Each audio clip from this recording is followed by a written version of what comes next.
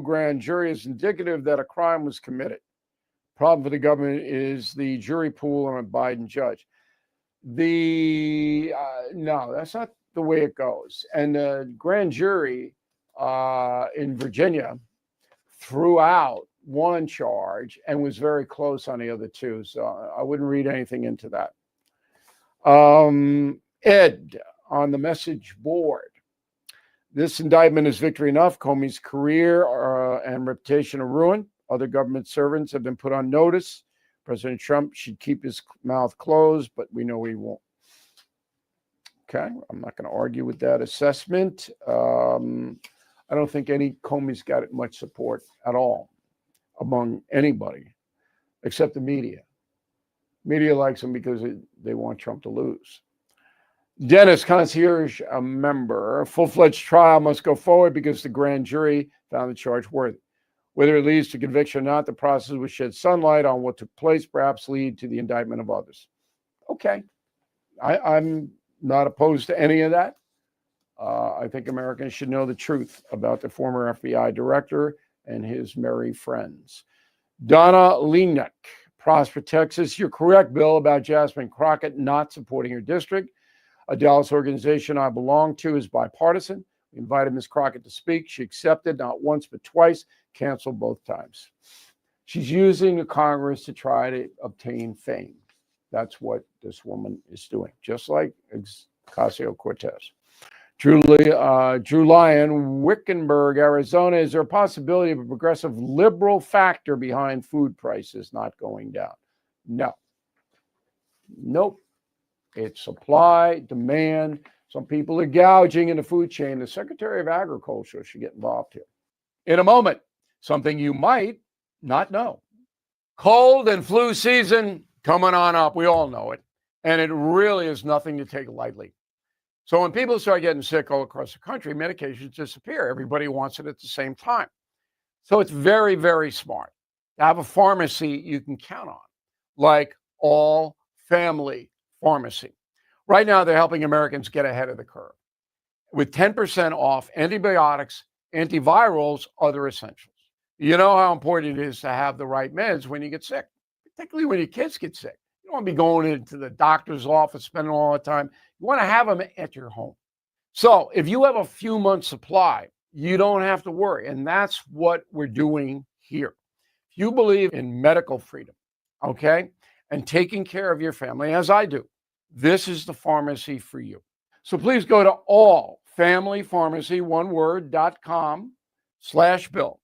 Use code Bill10 to save. Is diabetes keeping you from enjoying life's special moments? At US Med, we understand the challenges you face, and we're here to help. With US Med, I can finally manage my diabetes without it managing me. US Med offers a wide range of services to simplify your diabetes care. Personalized care plans, convenient access to cutting-edge diabetes tech, and knowledgeable support. Plus, we'll check your insurance so your diabetes care may be covered at little or no cost to you. With US Med, I feel confident and control of my diabetes. I can finally live my life to the fullest. Don't let diabetes hold you back. Choose US Med and experience better birthdays, better adventures, better anniversaries, and better everything. Call now. US Med. Better service, better care. 800-515-2380. 800-515-2380. 800-515-2380. That's 800-515-2380. Now, the O'Reilly update brings you something you might not know.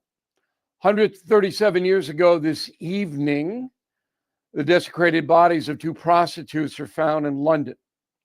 Both had been stabbed, mutilated, nearly decapitated. They were the third and fourth victims of Britain's most notorious killer.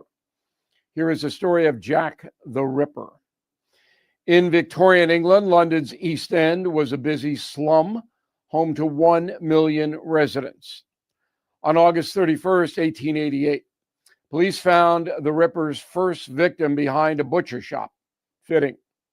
1 week later, he killed again. On November 30th, 2 more people were murdered. Scotland Yard believed the pattern was the work of one man. His method, simple. The attacker targeted prostitutes lured them onto secluded streets, sliced their throats. As women bled to death, he disemboweled them with a 6-inch blade. On November 7th, after a month of silence, the killer took his 5th and last victim, Irish-born Mary Kelly.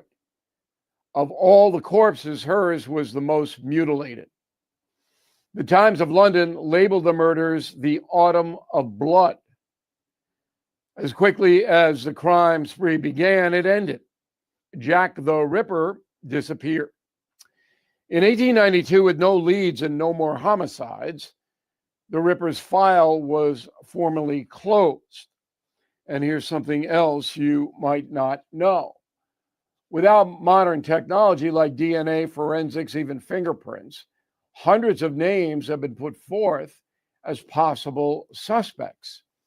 The list includes members of the British royal family. Well, the true identity of Jack the Ripper will never be known, but the legend lives on. In a 2016 poll from the BBC, Londoners ranked Jack the Ripper the worst Briton of all time. Number 9 on that list, King Henry VIII, who was a lot worse than an individual killer. You can read about Henry's terrible deeds in my best-selling book, Confronting Evil. Back after this. If you own a vehicle with less than 200,000 miles and have an auto warranty about to expire or have no warranty, listen up. Car Shield is a low-cost month-to-month vehicle protection plan. It's now available to the public. You can save out-of-pocket expenses on future auto repairs. Please call Car Shield now to find out how you can pay almost nothing for covered auto repairs. 800-881-0365 for a free quote. This protection plan is at an all-time low price. Drivers who activate this vehicle protection today will also receive free roadside assistance, free towing, and car rental options at no additional cost. So please call for your free quote. 800-881-0365. 800-881-0365. Hey, what do you have to lose? 800-881-0365. Thank you for listening to the O'Reilly Update. I am Bill O'Reilly. No spin, just facts, and always looking out for you. News, analysis, opinion. This is News Talk STL. HD3 Clay, K270BW Belfast, KNBS Bowling Green. This is News Talk STL at 1019, 94.1, and always streaming at newstalkstl.com. News this hour from Town Hall. I'm Keith Peters in Washington. At a meeting of top American military officers around the world, President Trump declared an end to woke culture in the military. We're bringing back a focus on fitness, ability, character, and strength. And that's because the purposes of the American military is not to protect anyone's feelings. It's to protect our republic. And it's the republic that we dearly love. It's to protect our country. We will not be politically correct when it comes to defending American freedom, and we will be a fighting and winning machine. We want to fight, we want to win. The meeting was held at the Quantico Marine Corps base outside of Washington. President Trump says Pfizer will invest $70 billion in the U.S. and charge lower prices for pharmaceutical drugs. But by taking this bold step, we're ending the era of global price gouging at the expense of American families, and we're making America healthy again, which is our little theme. The president said that Pfizer would only charge Medicaid what he called most favored nation prices for its pharmaceutical drugs, which means that the cost would match the lowest prices charged in other developed nations. Senate Democratic leader Chuck Schumer says Republicans are trying to bully Democrats by refusing to negotiate as a standoff over health care and spending threatens to trigger the first U.S. government shutdown in almost 7 years. Schumer says President Trump and fellow Republicans have until midnight to get serious. The government will shut down at 12:01 a.m. Wednesday if the Senate does not pass a House measure that would extend federal funding for several weeks. On Wall Street, the Dow up by 81 points, the Nasdaq rose 68, the S&P 500 advanced 27. More on these stories at townhall.com. Is war in the Middle East the revival of an ancient conflict recorded in the Bible? The nation of Israel is a resurrected nation. So what if there was going to be a resurrection of another people, an enemy people of Israel? Dinesh D'Souza's new film, The Dragon's Prophecy, is in theaters 2 nights only, October 6th and 8th. We came back to a land that was largely barren and empty, and we brought it back to life, and we're going to keep it. Tickets not sold in theaters. Get tickets only at thedragonsprophecyfilm.com. Progressive's Name Your Price tool, you get coverage options based on how much you want to pay for car insurance. And then you decide how to spend the rest of your money because you're in charge. And right now, you're going to pay for groceries. But you decide what groceries. Just keep in mind you're running out of dishwashing soap. But you decide if you're going to buy that soap. Just those dishes won't clean themselves, will they? Remember, with Progressive's Name Your Price tool, we'll help you find coverage at a fair price. And then you're in charge. Progressive Casualty Insurance Company and affiliates. Not available in all states. Price and coverage match limited by state law. From the Michaels Flooring Outlet Weather Center. I'm First Alert 4 Chief Meteorologist Steve Templeton. More mild mornings, but warm afternoons. A low of 62 Wednesday morning. More cloud cover, too, partly to mostly cloudy at times. And a high of 86 degrees. And then Thursday, a little warmer with mostly sunny skies and a high of 88 as the warm and dry pattern will continue right into the weekend. That's the latest in the First Alert 4 Weather Center. I'm Chief Meteorologist Steve Templeton.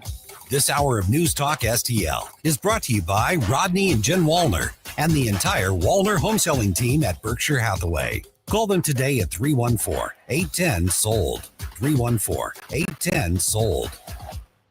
Hey, it's Susie Moore. If new flooring makes you think hassle, think again, because Michaels Flooring is changing the game. For over 30 years, Michaels has been locally owned and trusted for quality, variety, and amazing service.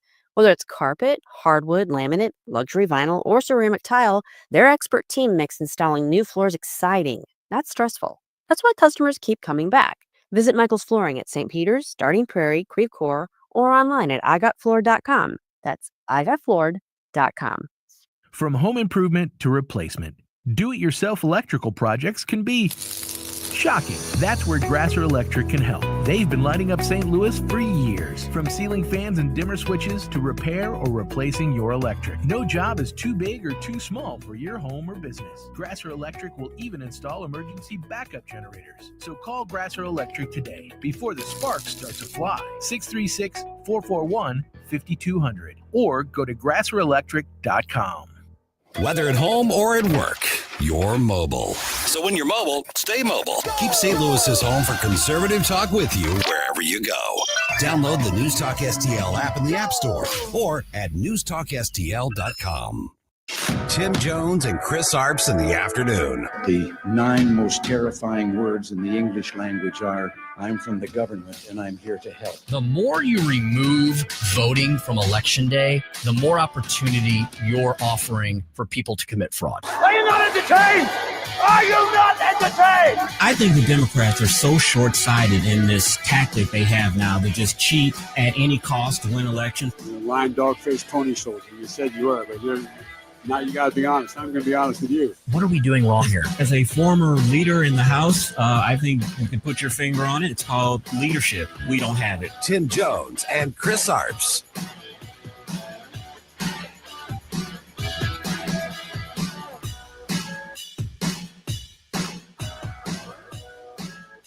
This administration has done a great deal from day one to remove the social justice, politically correct, and toxic ideological garbage that had infected our department, to rip out the politics. No more identity months, DEI offices, dudes in dresses. No more climate change worship. No more division, distraction, or gender delusions. No more debris. As I've said before, and will say again, we are done with that. Secretary of War, Pete Hegseth there laying down the law to all the top brass. And Chris, I don't know about you, but all of the veterans in my family were cheering that on today, as Pete Hegseth's design is for the military to be fighting men and women for the United States of America. Yeah, they always say that the military is designed to kill and break things and not for DEI diversity programs. I'm glad to see this. I used to think about what does Hamas and Hezbollah and the Russians and our enemies think when they see our troops dressed as women, our men, and us implementing all of this craziness in our military. It's insane. I'm glad Pete Hegseth is doing this, and it's something that should have been done a long time ago. Look, war is not for everyone. War is for very few. And that is the point of our volunteer military, right? You do not have to sign up in our military, but if you're going to sign up, know that you're not signing up for a social experiment, right? You're signing up to be a war fighter in the world's preeminent fighting force. And Chris, to your point, great point. Do you think Hamas, Chris, is sitting around worried about whose sense and sensibilities they offend on the battlefield? Yeah. Heck no. They're sitting around trying to figure out how to destroy the little and the big Satan, otherwise known as Israel and the United States of America, in their minds. And they're laughing at us. I mean, how can you take a military serious that has Corporal Clingers in its midst? You can't. And so good on you, Pete Hegseth. This needed to be done. President spoke at this meeting as well in front of the generals. He made a little controversy. He said that the military should use the National Guard, which is going into these cities, as a training ground for future military operations. Some of this stuff that President Trump says, I think he says it just because he knows it's going to get effect and and get him headlines. But liberals are going to be pulling their hair out all day and all Sunday and the Sunday shows regarding that statement, I'm sure. Well, and as Joey intuitively pointed out yesterday, Donald Trump always, let's say you have a 100-yard football field. Donald Trump always goes for the Hail Mary all the way down the field, hoping to get to the 50-yard line on the play. He always, number one, yes, he's the master troll. He does a lot of this for clicks and likes and to fire up the MAGA base. He also does it as part of the art of the deal. He knows he's not going to get the 100-yard bomb, but if he can get the 50-yard big-time pass, he's going to be very happy with that. And I also think it's a part of P.T. Barnum's famous saying, all publicity is good publicity. Trump knows that this is going to keep him in the headlines, and so why not? He's been doing this for the past 10 years. And that's what he's trying to do as well regarding the messaging war on the pending Schumer shutdown. We'll be speaking to we'll be talking about that throughout the entire show. Definitely we'll speak to Dr. Randy Tobler about that at 5:25. Chris, at 4:25, we'll shift gears back to the local front, the regional front, the statewide front. We'll speak to David Stokes, Director of Municipal Policy at Show Me. Chris, we were talking about this yesterday as we were wrapping up the show. We are very excited to talk to David Stokes today about Kara Spencer wisely. We may never use those words together ever again. Kara Spencer wisely basically deep sixing the Metrolink Green Line. Yeah, and a little bit of truth in getting rid of that. She said in this particular budget climate, she doesn't think that something like this will get congressional approval. These funds for this will not be given out. And I'm going to ask Dave too. I wonder how much of this also has to do with them thinking about the U City trolley and how that was such a disaster, and we may end up having to pay that money back. With that disaster looming in the background, and then you're asking for an additional billions of dollars to build a transit line that no one's going to use. Did they just come to their senses? Where did the numbers? Do you remember where the numbers ended up on that loop, on that U City loop trolley loop? It was in the tens of millions, wasn't it? I don't. It was extraordinarily high. I bet Dave remembers that. We'll have to ask him about that. I'm sitting here distracted for a second. I've got like a text message from Wesley Bell. It's a text message that's sent out to everyone talking about giving him money. I thought maybe he was asking you for some advice or something. Asking him for fundraising. Money. Yeah, fundraising and like some type of poll. I'm like, dude, I should not be on your text mailing list. I'm on a bunch of weird ones as well. I think somebody put me on some of the Democratic ones just to be. It's kind of funny. I feel like I'm doing opposition research when I'm reading their stuff. David Stokes will also be uncovering this latest controversy out in Chesterfield, where they have a secretive building purchase, and there's a lot of critics of this. It's basically plans to buy a $17.3 million Mass Mutual office complex. We'll find out about what that's all Is this about. another one? Because this was in the news a few weeks ago where they wanted to be landlords. And I don't know. Maybe this is another one, or maybe it's the same one. I'm not sure, but that's a lot of pesos. That's for sure. Brentwood blight battle. Brentwood in court over a decision to declare properties along Manchester Road blight. Yeah, one man's blight is often another man's gold mine. So we'll talk to David about whether or not this is a truly blighted area of Manchester Road, or if Brentwood is inappropriately using, quote, economic development tools to simply get rid of things that they don't like in the hopes of bringing in things that might or might not do better. Yeah. 445 is Chris's Corner today. Yeah, Chris's Corner. Democrats are getting tough on crime. I was going to mention this yesterday, but didn't get to it. And Donald Trump wins another big payday. I'll have all the details of that on Chris's Corner at 445. Speaker's stump speech today. Are we winning the war on woke? This is kind of my second part of my Go Woke, Go Broke from yesterday. I'm going to feature a New York Post op-ed praising someone who you might not think the conservative-leaning Post might praise. Okay. There you go at 5:07. Dr. Randy Tobler, the aforementioned Dr. Randy Tobler, he is always the prescription for what ails us. We'll be talking about Trump's big pharma deal with Pfizer. As Ken Williams might say, this segment brought to you by Pfizer Pharmaceuticals. And we'll talk to Dr. Tobler about the ongoing controversy regarding Tylenol and whether or not it has links to autism, and lots of other light topics that we always get fired up about. At 5:45, of course, we will prepare you for the great Larry Connors USA. He has an update on Trump's Hamas deadline. And Chris, I know you have some notable things to get to as well before we let the folks go for the day. I do. You know, we've heard of the slogan drill, baby, drill since President Trump has been in office. Well, there may be another slogan coming. It's dig, baby, dig. And I have a Florida man story. And it's really weird. They always are. All right. Dig, baby, dig. Yeah, and dig, baby, dig. Florida man at 5:45 is back. He's Redux. And we'll prepare you for Larry Connors USA. Producer Joey V is here today. He's in his apolitical, non-editorial, plain blue t-shirt. He's got his Dodger blue on, I think. Yeah. You know, we were talking a lot about Conor McGregor trying to get a big payday for that fight on the White House lawn. That reminded me, I'm going to see a UFC movie tonight. There's a big screening for Smashing Machine where The Rock is wearing prosthetics and his face looks jacked up and he's lost some weight, I think. So I can't wait to report on that one on Friday. Smashing Machine with Mr. The Rock Johnson. I've been seeing the previews for that when I've been going to the movies. Very interested in your review on that. And it's interesting that he lost a bunch of weight because a few weeks ago, people were like worried about, is The Rock okay? Is he sick? Does he have cancer or something? I guess now we know. He's stabbing himself in the butt a little less, maybe, with the steroids.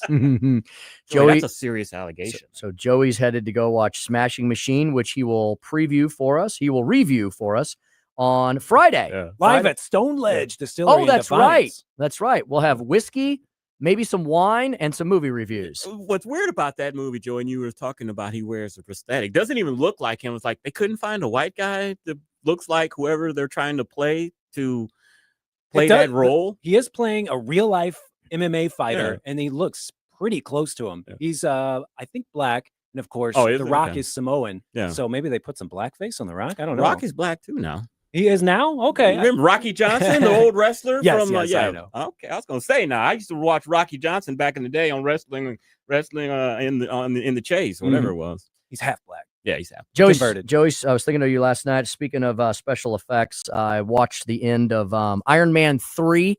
Remember the one with Guy Pearce? Guy Pearce is the bad guy who's got like the internal combustion engine inside him. Basically, he can like turn into fire and stuff. Do you remember that one? I have skipped a lot of the You've part skipped a few of those? 3s of the Marvel. I've never seen Thor 3. I haven't seen Captain America 3. And I need to catch up on that one if you recommend It's a good one. It's actually a good one. It's when they were still like cohesive and you could still follow the story. But the reason I brought up Guy Pearce, what do you think? I think Guy Pearce is do you know Guy Pearce, Chris? He's a very underrated actor. I think he's excellent. He's an Aussie. Okay. And he played Scrooge in that really dark Christmas Carol that FXM did a few years ago. It's like a 3.5-hour miniseries. Yeah. And he plays Scrooge. And some people were extremely upset because they were like, how dare you make a horrible man like Ebenezer Scrooge into like a sex object? Because Guy Pearce, the ladies like Guy Pearce. He's got the swept-back hair. He looks a little bit like Val Kilmer. He looks a little like Val Kilmer.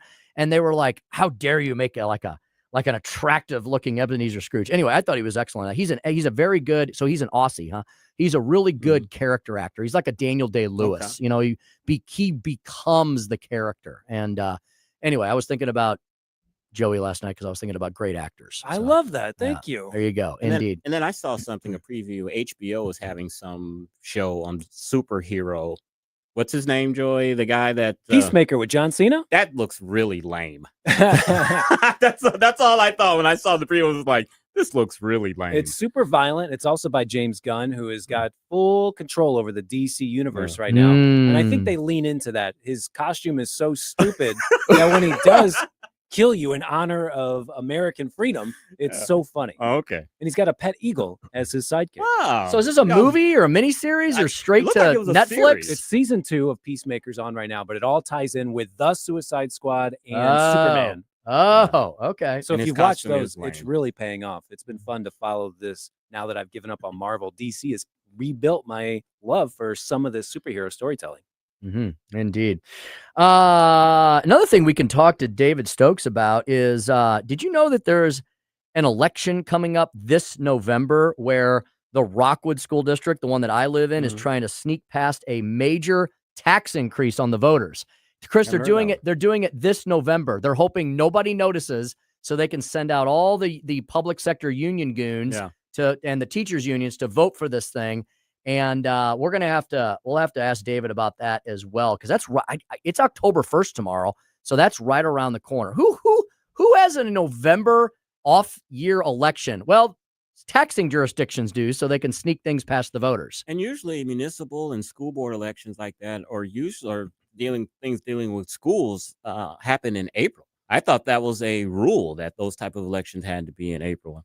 Yeah, I guess not. They're really trying to pull one up. They're really hoping that nobody pays attention to a November off-cycle election. So that's another thing we can ask David Stokes about, and definitely as we prepare for that in the weeks ahead. You ready for the government shutdown tonight? Oh, yeah, government shutdown, Schumer shutdown. So, Chris, how ridiculous is it? I think the message is getting out on this, that Democrats, and Chuck Schumer's doing this because he's afraid AOC is going to run against him for U.S. Senate. So he's afraid of the little girl from the Bronx. They keep arguing that illegal aliens should have health care. And my answer to that is, why are we even talking about that? They shouldn't be in the country in the first place. We shouldn't be debating whether or not they get health care. We should be debating whether or not they should be here. Well, they're so compassionate, and even if they are here illegally, we still have to treat them because we have the greatest healthcare system in the world, and it's just inhumane not to treat them. Yeah, there's dueling ads, Tim, between the NRCC and the Democrats on the shutdown. Joey, can we play number 6? This is an NRCC ad.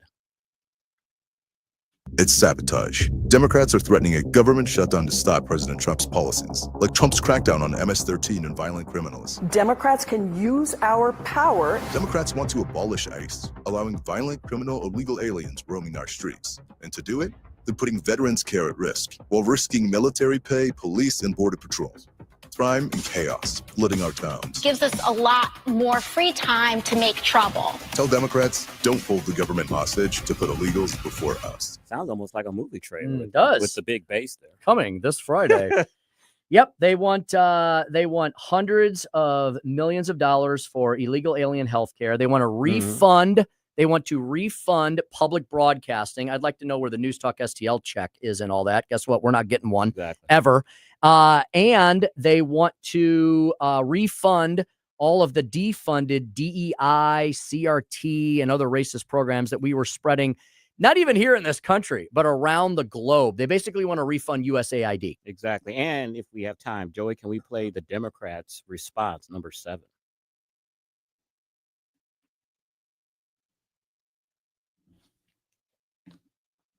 Sorry. Republicans in Congress are holding our wallets hostage.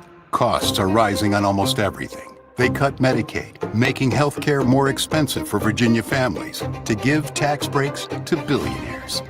Now they want to increase our health care costs by more than 75%.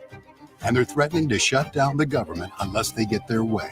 Tell your Republican member of Congress to stop making health care more expensive and keep the government open. The Democrats' ad just sounds like, their talking points that we hear all the time. Yeah, I think the once Republicans' again, ad is more. I think it is more persuasive. And folks, this healthcare thing is a complete boondoggle and it's complete BS. They basically want to institutionalize COVID Biden era giveaways to the insurance companies. Obamacare was supposed to solve all of the healthcare and insurance crises in the country. All it's done is make healthcare skyrocket 30 to 70% over the last 20 years. And these are subsidies that were put in during the pandemic that were extra subsidies. These weren't originally in Obamacare. These subsidies are going to be continued. Thune and House Ways and Means Committee member or Chairman Jason Smith has said that they're going to continue, but they want to reform it. Yes. They said it needs to be reformed big time because illegal immigrants have been getting these benefits. So they're going to continue, but not in their present form. Yeah, since Obamacare was instituted, how long ago was that now? Almost 20 years ago now, right? 11, wasn't it? 2011. So we're talking 14 years ago. 14 years. Healthcare has continued to skyrocket in the country. You want something to be more costly and work less effectively, have the Democrats institute a government program for it. And that's exactly what happened with Obamacare. It's been a failure. Medicaid expansion in the states is bankrupting state governments. It's happening right here in Missouri. So everything they're telling you about this Schumer shutdown, the Democrats are, it's a complete and utter lie. It's just not true. And the dirty little secret about Obamacare is, yes, these people do have insurance, health insurance, but the premium or the deductibles are so high that it's basically useless. You can't afford the deductibles, but they can say that we've given people health insurance. Yep. Democrats are trying to destroy private health insurance in this country. So we go to a single payer government run system. Ask why everyone around the globe, when they need serious health care, comes to the United States and doesn't use their government funded one size fits all plan in their home country. Exactly. And that's the reason indeed. All right. David Stokes coming up next. We're going to be talking Metrolink green lines, as in not happening, the Chesterfield secretive building purchase, the Brentwood blight battle, this Rockwood tax increase issue, and more when we return on the Tim Jones and Chris Arps Show. This is 1019 94.1 News Talk STL.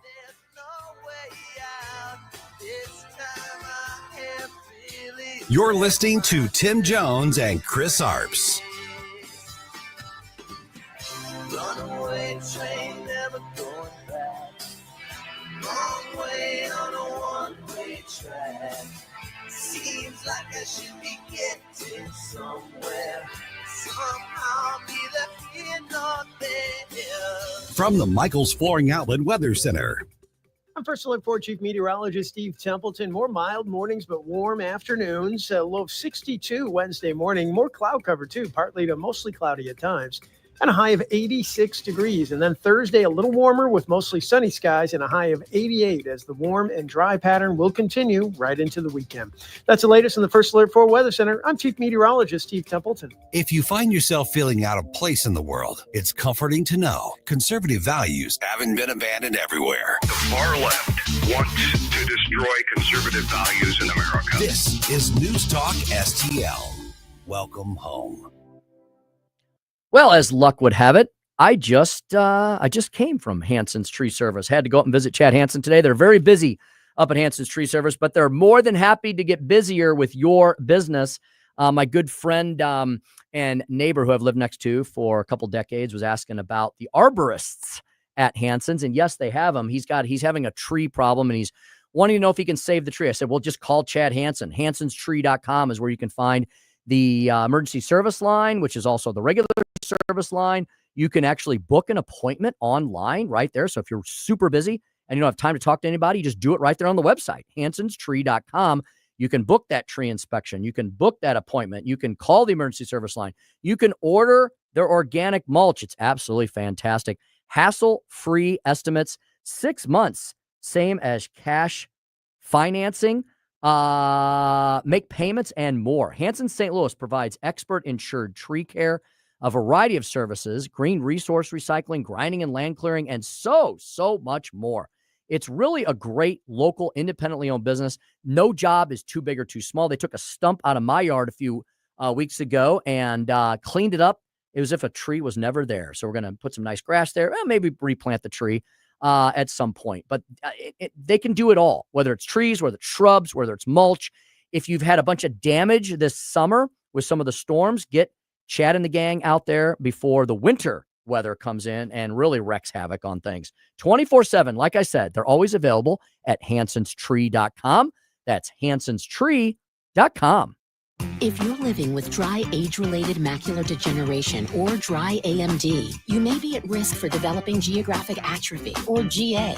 GA can be unpredictable and progress rapidly, leading to irreversible vision loss. Now there's something you can do to slow it down, get it going slower. Izervay is proven to slow GA progression. Izervay gets GA going slower. Izervay or avacincaptad pagel is a prescription eye injection used to treat GA. Don't take it if you have an infection or active swelling in or around your eye. Izervay can cause eye infection, retinal detachment, or increased risk of wet AMD. Izervay may temporarily increase eye pressure. Your vision may be impaired after an eye injection or exam. Don't delay. Ask your doctor about Izervay today. Izervay gets GA going slower.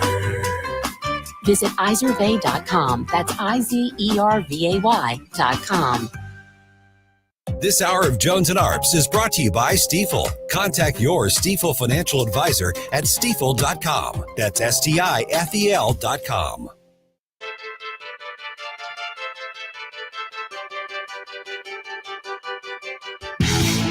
Tim Jones and Chris Arps in the afternoon.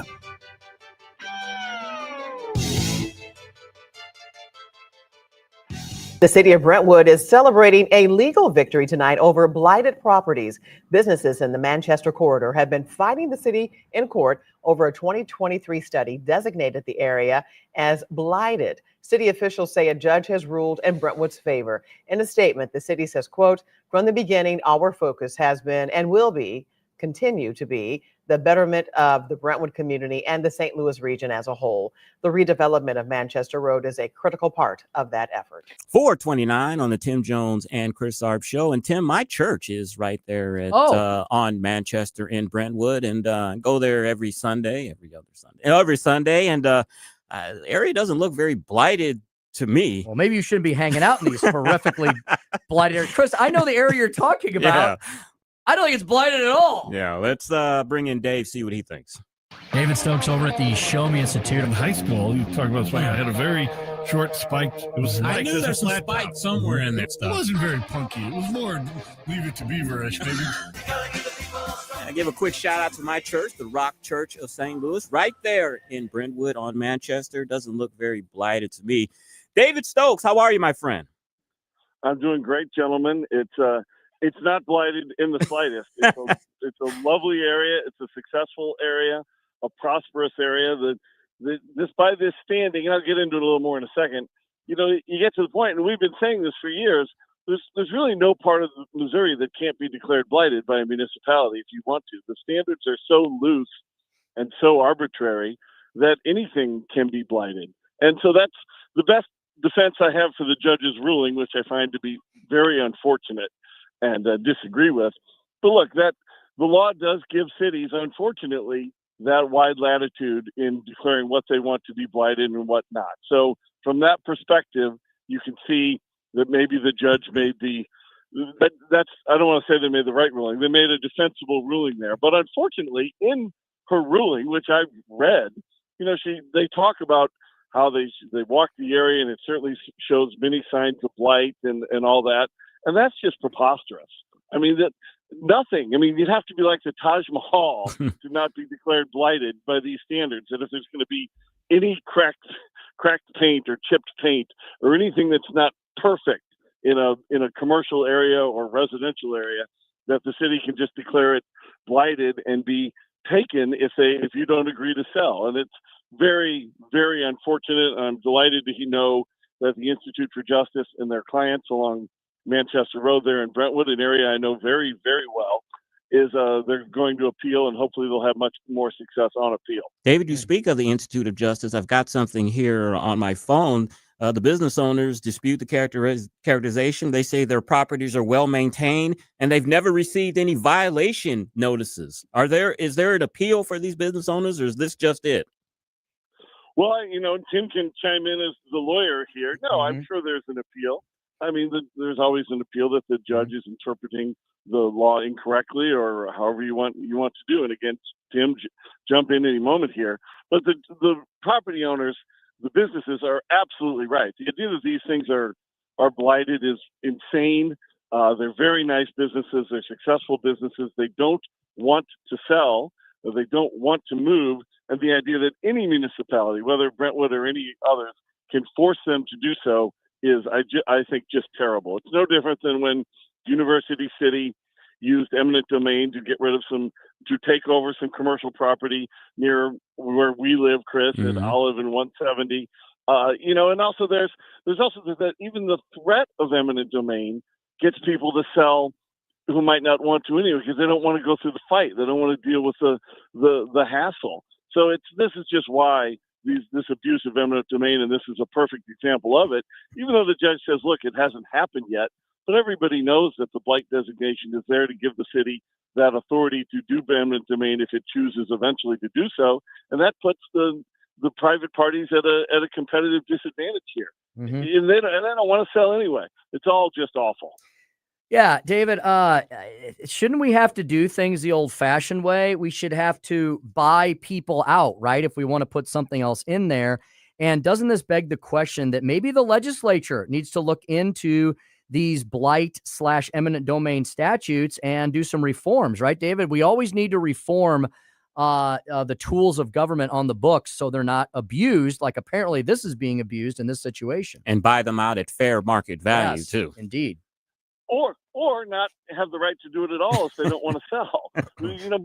Brentwood's been doing a lot down in that area, and some of it's very good. They've done a lot of work in that general Brentwood and Manchester connection there, or area. And some of it's been floodplain improvements, and some of it's been some needed infrastructure improvements, and that's all good. But this part of the deal is really they just want to redevelop it and hand it over to another private developer. And this is they've already passed the taxing from the financing package. So there's a huge tiff involved with all of it. And it's all just the same old thing that we've seen in with the Homer Torkakis' dental office in Arnold and in Sunset Hills and over and over. And I thought we were beyond this after some changes after the Kelo decision. But what we've seen in University City with the Costco and now in Brentwood, to get to Tim's point, it definitely is time for the legislature to tighten it up even more. Speaking with David Stokes, Director of Municipal Policy at the Show Me Institute. David, I don't know if your ears were burning or ringing last week, but when we reported on the Metrolink Green Line being dropped, we talked about how many bottles you all must have popped there at the Show Me Institute. Tell us about this. Well, this is great news for the city of St. Louis. It's great news for the whole region.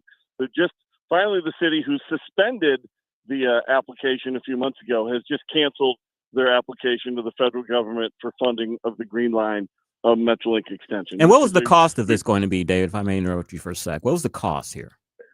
The estimated cost was $1.1 billion, of which they were going to ask the federal government for roughly $700 million. They weren't going to get it. They saw the writing on the wall, and they've just canceled the whole project now. Keep in mind, we talked about this project on your show many times. I testified against it before the East-West Board of Governors about a year and a half ago.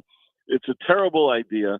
You can support Metrolink and still think that this project was just a complete useless waste, because it was. It was, by Metro's own estimates, it was only going to move 5,000 boardings a day, so about 2,500 people. That's not very many for a project like this. And I'm sure those estimates were overly generous as it was. All of this for a $1.1 billion project. It's great that the city is canceling it and looking into a bus rapid transit system, which I think will be fantastic. I happen to think that the numbers that they put out are a little more expensive than they should be there too, but at least we're talking a savings of several $100 million here on this for a bus system. And I hope they get a bus system in here. I just hope they can do it for less than a couple $100 million. But it's great. The cancellation of the Green Line is a big win for the city and the whole region. Yeah, and David, we may never say this again, but I think we have to give Kara Spencer, the new mayor, some credit for having some signs of fiscal sanity, right, David? Because in the past, it would seem that City Hall in the city of St. Louis would just continue to shovel good money after bad. And it's really notable to see someone like the new mayor have a bit of fiscal restraint and admit the economic reality in which she finds herself. Absolutely. Mayor Spencer deserves a great deal of credit for this. She probably deserves almost all the credit for it. You know, it's a great choice. Glad to see Metro leadership at Metro get on board with reconsideration of the idea, canceling the application, which again was never going to happen. We worked very hard at Show Me Institute against this proposal for a long time. But the fact is, when Donald Trump was elected, and particularly when he was inaugurated, because I had the fear that they were going to shovel money to it between that election and that inauguration. But the moment he was inaugurated, you knew that this project was not going to receive the funding that they wanted. And so it's great to see the city, which up till recently was still spending some money on environmental planning and review and other aspects of it, decide, it's never going to happen. Let's shut it down and stop spending any money at all towards it. David, you are a native St. Louisan, and you remember Lambert International Airport was a hub airport for TWA. It was a very bustling airport. And then when TWA went bankrupt, you can roll a bowling ball down the middle of the main terminal and you may not hit anybody. A couple of good news lately for Lambert. Just today in the Post-Dispatch, British Airways is going to have a direct flight from St. Louis to London. Hey. And then Lufthansa Airways announced earlier this summer that they're going to have direct flights to Frankfurt, Germany. Is Lambert making a comeback, Dave? I don't know, because one thing I don't know about these two announcements is, are they going to be subsidized by general taxpayers or by private business? Some of these flights have been subsidized. I didn't know that. And I do not know if that's true here. Like, I believe there was a flight to Iceland and a flight to Germany that was absolutely, I should say the previous flight to Germany that was subsidized by certain groups. There's nothing wrong, especially with a private subsidy, if you choose to do it, but it doesn't mean the airport is back. So I do not know what the British Airways choice is. If it's not subsidized at all and British Airways thinks there's demand for a direct flight from St. Louis to London, that would be absolutely fantastic. Too soon, I think, to say Lambert Airport is back to what it will. It will probably never be back to the major international airport that it was in the 70s and 80s. But anything moving in the right direction that doesn't take unnecessary taxpayer subsidies to make it happen, that's good in my book. David, we have a real dodo bird of a topic here, and that is not one but two school districts proposing something on this November's ballot. People are like, what? This November? This isn't an election year. Yeah, it usually isn't. David, both the Rockwood School District, where I reside, and the Melville School District, which is just to my south, are both proposing significant tax increases. Rockwood proposing a 45-cent levy. Melville proposing to make a temporary tax levy permanent, which is predicted to raise over $1.4 million. David, first of all, sounds like the school districts and I guess the teachers unions trying to pull a fast one over the voters, hoping that nobody notices but their base by having it in this November instead of next. And secondly, David, I see these districts. My daughters both went to Rockwood schools, and talk about Taj Mahals. That's pretty much what they've been building last few years. I'd rather than put the money into the classroom, into instructions for kids. I'm afraid that this goes instead to, teacher retirement plans and extra salaries when there's been no accountability for the failing test scores that we've seen, not only here in Missouri, but across the nation. Your comment in general on these tax increases proposals? Well, the Rockwood one I've been looking into, and I'll definitely be writing about that. Look, I don't love a lot of the stuff that's been happening at the state, as should be known to your listeners, with property taxes and making it more difficult for interfering with the markets and the like. And I'm talking about the senior property tax freeze and the like. And this is going to be a good test for that senior property tax freeze to see if it passes or not. Because yes, it is a very substantial tax increase. It is coming just as many people in Rockwood School District are going to get their property tax bills. I'm sure Rockwood hopes that the property tax bills arrived the day after the vote, and not the day before. I'm certain of that. So you've got these big assessment increases, and now this vote. But let's see if you have a lot of senior citizens who are saying to themselves, well, you know what? I'm exempt from these property tax increases now. I'm going to go vote for it because I don't have to pay it, which is, I think, a very worthwhile fear, and something I was saying from the beginning with the idea of freezing the taxes for one section of the population. You make them, if you're coming at it from a conservative perspective, it makes it easier to pass tax increases if you got a bunch of voters now who don't have to pay the tax increase. But even leaving that aside, I think a giant property tax increase like this at Rockwood is highly, highly troubling. The school district has a great deal of money. Assessments are increasing substantially. And yes, I know the state is limiting some of that, and I think overall in a bad way, but St. Louis County was not affected with this. Jefferson County was, and Rockwood School District, I think, will be a classic example in the lawsuit that you're getting over these changes, where St. Louis County taxpayers are being treated differently from Jefferson County taxpayers in the same school district. But that's not what's on the ballot either. What's on the ballot is a very large tax increase, and I just don't think it's justified or warranted. Finally, David, as a Cardinals fan, it's been some pretty lean years these last few years. John Mozeliak has resigned, and a new general manager has been named, Chaim Bloom. Your thoughts? I'm excited. I'm a season ticket holder. A big group of us have a share of a bunch of season tickets out in the bleachers. So I've been the season ticket holder for probably 25 years at this point, and I've never seen the place as dead as it got last year and this year. And last year they were able to cover the attendance figures with tickets sold numbers, and they would announce the tickets sold and not the actual attendance. And I remember games last year where they were announcing like 35,000 fans, and you knew there were 15 at most at the stadium. Mm-hmm. This year they had trouble doing that, so they were announcing, especially in this final month or so, 16,000, 17,000, and that was probably a little too high anyway. So it's been very upsetting to see this decline. It's my hope that we're just so spoiled as Cardinal fans. We have so much success for so long that I just hope that this is just a couple rough years, and the moment they get some new blood in the organization and turn this thing around a little bit, that those 40,000 people a game ticket numbers will come right back, because nothing defines St. Louis more from a sports perspective than the St. Louis Cardinals, and the last 2 years have been rough. Do we need a new manager as well as a new GM? I will leave that up to people who know a lot more about baseball than I do. I do not know if we need a new manager or not. I think it's pretty clear that the troubles of this year and last year have much more to do with the front office and the team they're putting out there. I don't think any manager could have made this go any better than it did these past 2 years. And that I never thought they should have fired Mike Schilt. Don't get me wrong, but I don't think you can pin the troubles of the last 2 years on Coach Marmol. That is David Stokes, Director of Municipal Policy at the Show Me Institute and part-time Cardinal baseball analyst. You can reach him at showmeinstitute.org and on X, David C. Stokes. Thank you, David, as always, and we'll talk to you next Tuesday. Thanks, guys. Always enjoy it. Bye-bye. Thank you. All right, coming up, 445, Chris's Corner.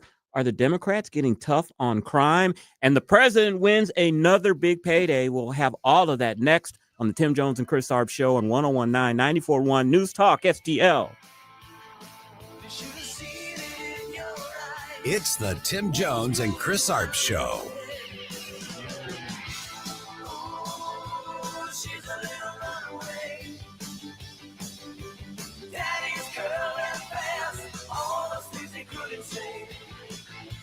From the Michaels Flooring Outlet Weather Center.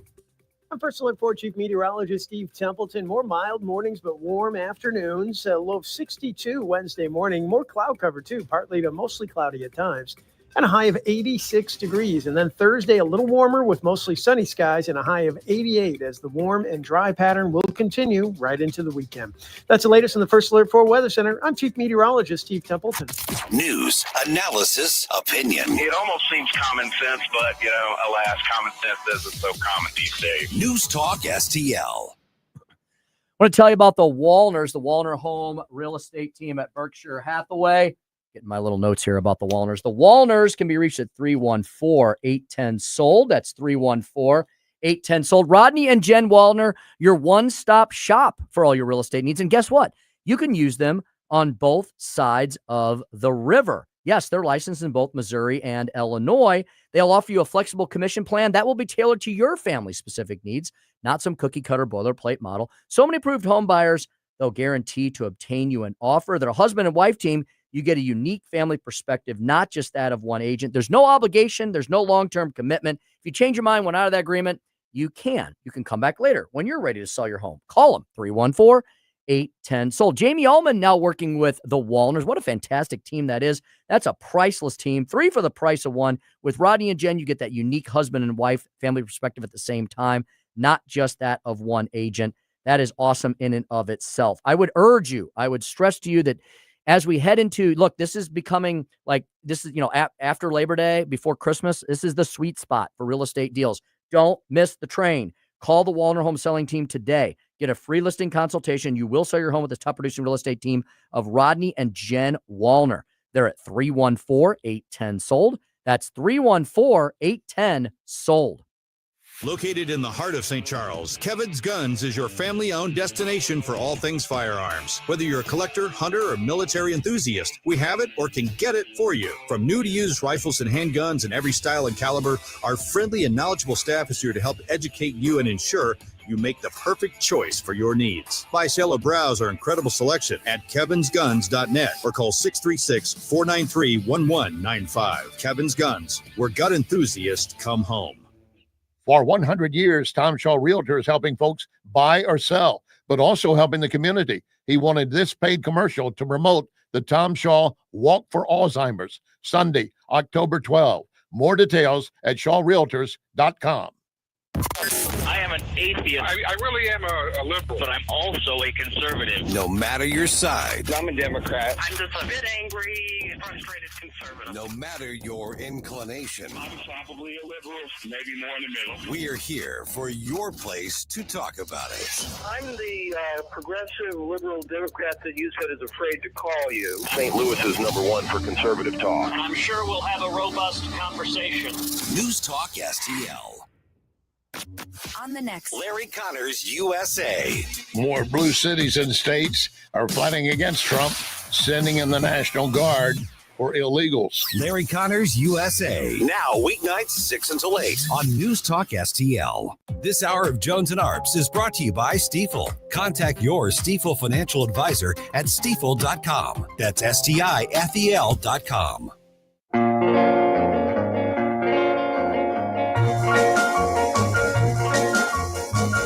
As I walk along, I wonder what went wrong with our love, a love that was so strong. It's the Tim Jones and Chris Arps Show. The things we've done together while our hearts were young. I'm a YouTube has agreed to pay more than $24 million to settle a lawsuit over President Trump's suspension from the platform in 2021. The deal was first reported by the Wall Street Journal. Trump sued YouTube along with 2 other social media companies after they suspended his accounts following the January 6th riots. YouTube, which is owned by Google's Alphabet, is the last one to settle after Facebook's Meta and X agreed to do so earlier this year. According to court documents, much of the YouTube settlement funds will go towards building Trump's White House ballroom. 450 on the Tim Jones and Chris Arps Show, and the president, Tim, is on quite a run. You just heard there $24.5 million from YouTube. He won $15 million from ABC, $16 million from Paramount, and as they said in the report, $25 million from Meta. Ooh, that's winning. He's driving the Democrats nuts too. Chris, I saw that. I didn't watch this live. We don't watch much of this live, but we you and I, we vacuum up all the clips. Eric Swalwell was whining about this on CNN the other night, saying, just wait for us to get the House back. And man, the retribution. I mean, these Democrats, they always have to one up everybody on everything. And all they're worried about is spending more money and exacting revenge on Donald Trump. What are they going to do when Donald Trump is not around after he runs for his 4th term. And let's remind the audience, too, Eric Swalwell was banging Fang Fang, or A Fang Chinese, Fang Bang Bang, maybe both. yeah. A actual Chinese spy, Yeah. a real life Chinese spy. Yeah. And he has credibility. All right, before we get to Chris's Corner, Joey, what's our thumbnail theme today, sir? I noticed that Larry Connors has a new commercial that's playing right now, and it's all about the Tom Shaw Foundation's Alzheimer's run. All right. That's coming up in October. So I had you guys running marathons in the thumbnail, and I'm playing all running music. So just go to the Tom Shaw Foundation, look up and see if you can join them on October 14th for the Alzheimer's run. And that meme there is about the closest I will ever get to running a marathon. Great calves in that photo. Oh, thank you. Everybody knows the Shaw family because their real estate signs are every. Yes. Tom Shaw Sr. was a great guy. He passed away in 2018. Tom Shaw Jr. and his sister, Debbie Shaw Frank, have kept Dad's legacy going, and they do this every year. The Shaws are wonderful people. They're like St. Louis, St. Charles through and through. They love the region. They love Eastern Missouri, and they do a lot for the community. And aren't they related to the Shaw Gardens founder? I think Charles so. Shaw. You think they're descendants? You know what? I think they are. I've never asked Tommy. The younger one. Tommy's probably in his 60s or something now. He's in here a lot. Tommy Shaw, big fan of the station. I think they are. I think they are. I've asked them about that, and I think they are descendants of the Shaw Gardens founders. So big name here in St. Louis, and Tom Shaw Jr. is a man among men. He's an awesome dude, and it is a great cause. The run, October 12th. October 12th. All right. Let's do a little Carner. Chris.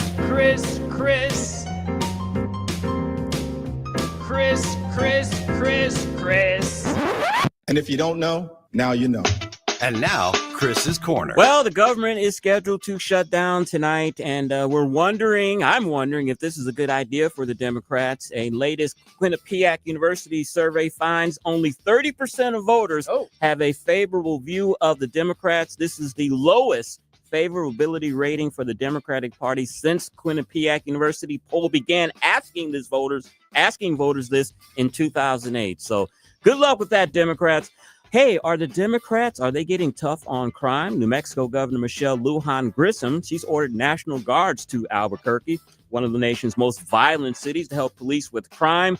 In New Mexico, the guards are walking around wearing black polos and khaki pants, but they're carrying no firearms. And of course, that is a stark contrast to what happened in D.C. when it was full force. Trump was out there, or the National Guard was out on the streets patrolling, and crime dropped to its lowest ratings probably ever in Washington, D.C.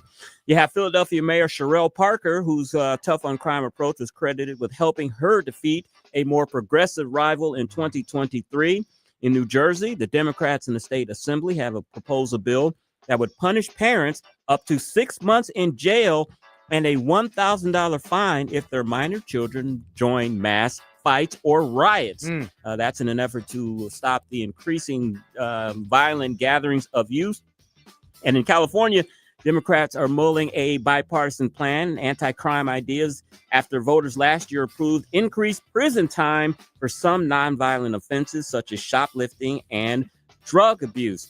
This is an underreported story. It didn't happen, of course, last week at the United Nations. All the nations come together. President Trump gave a speech.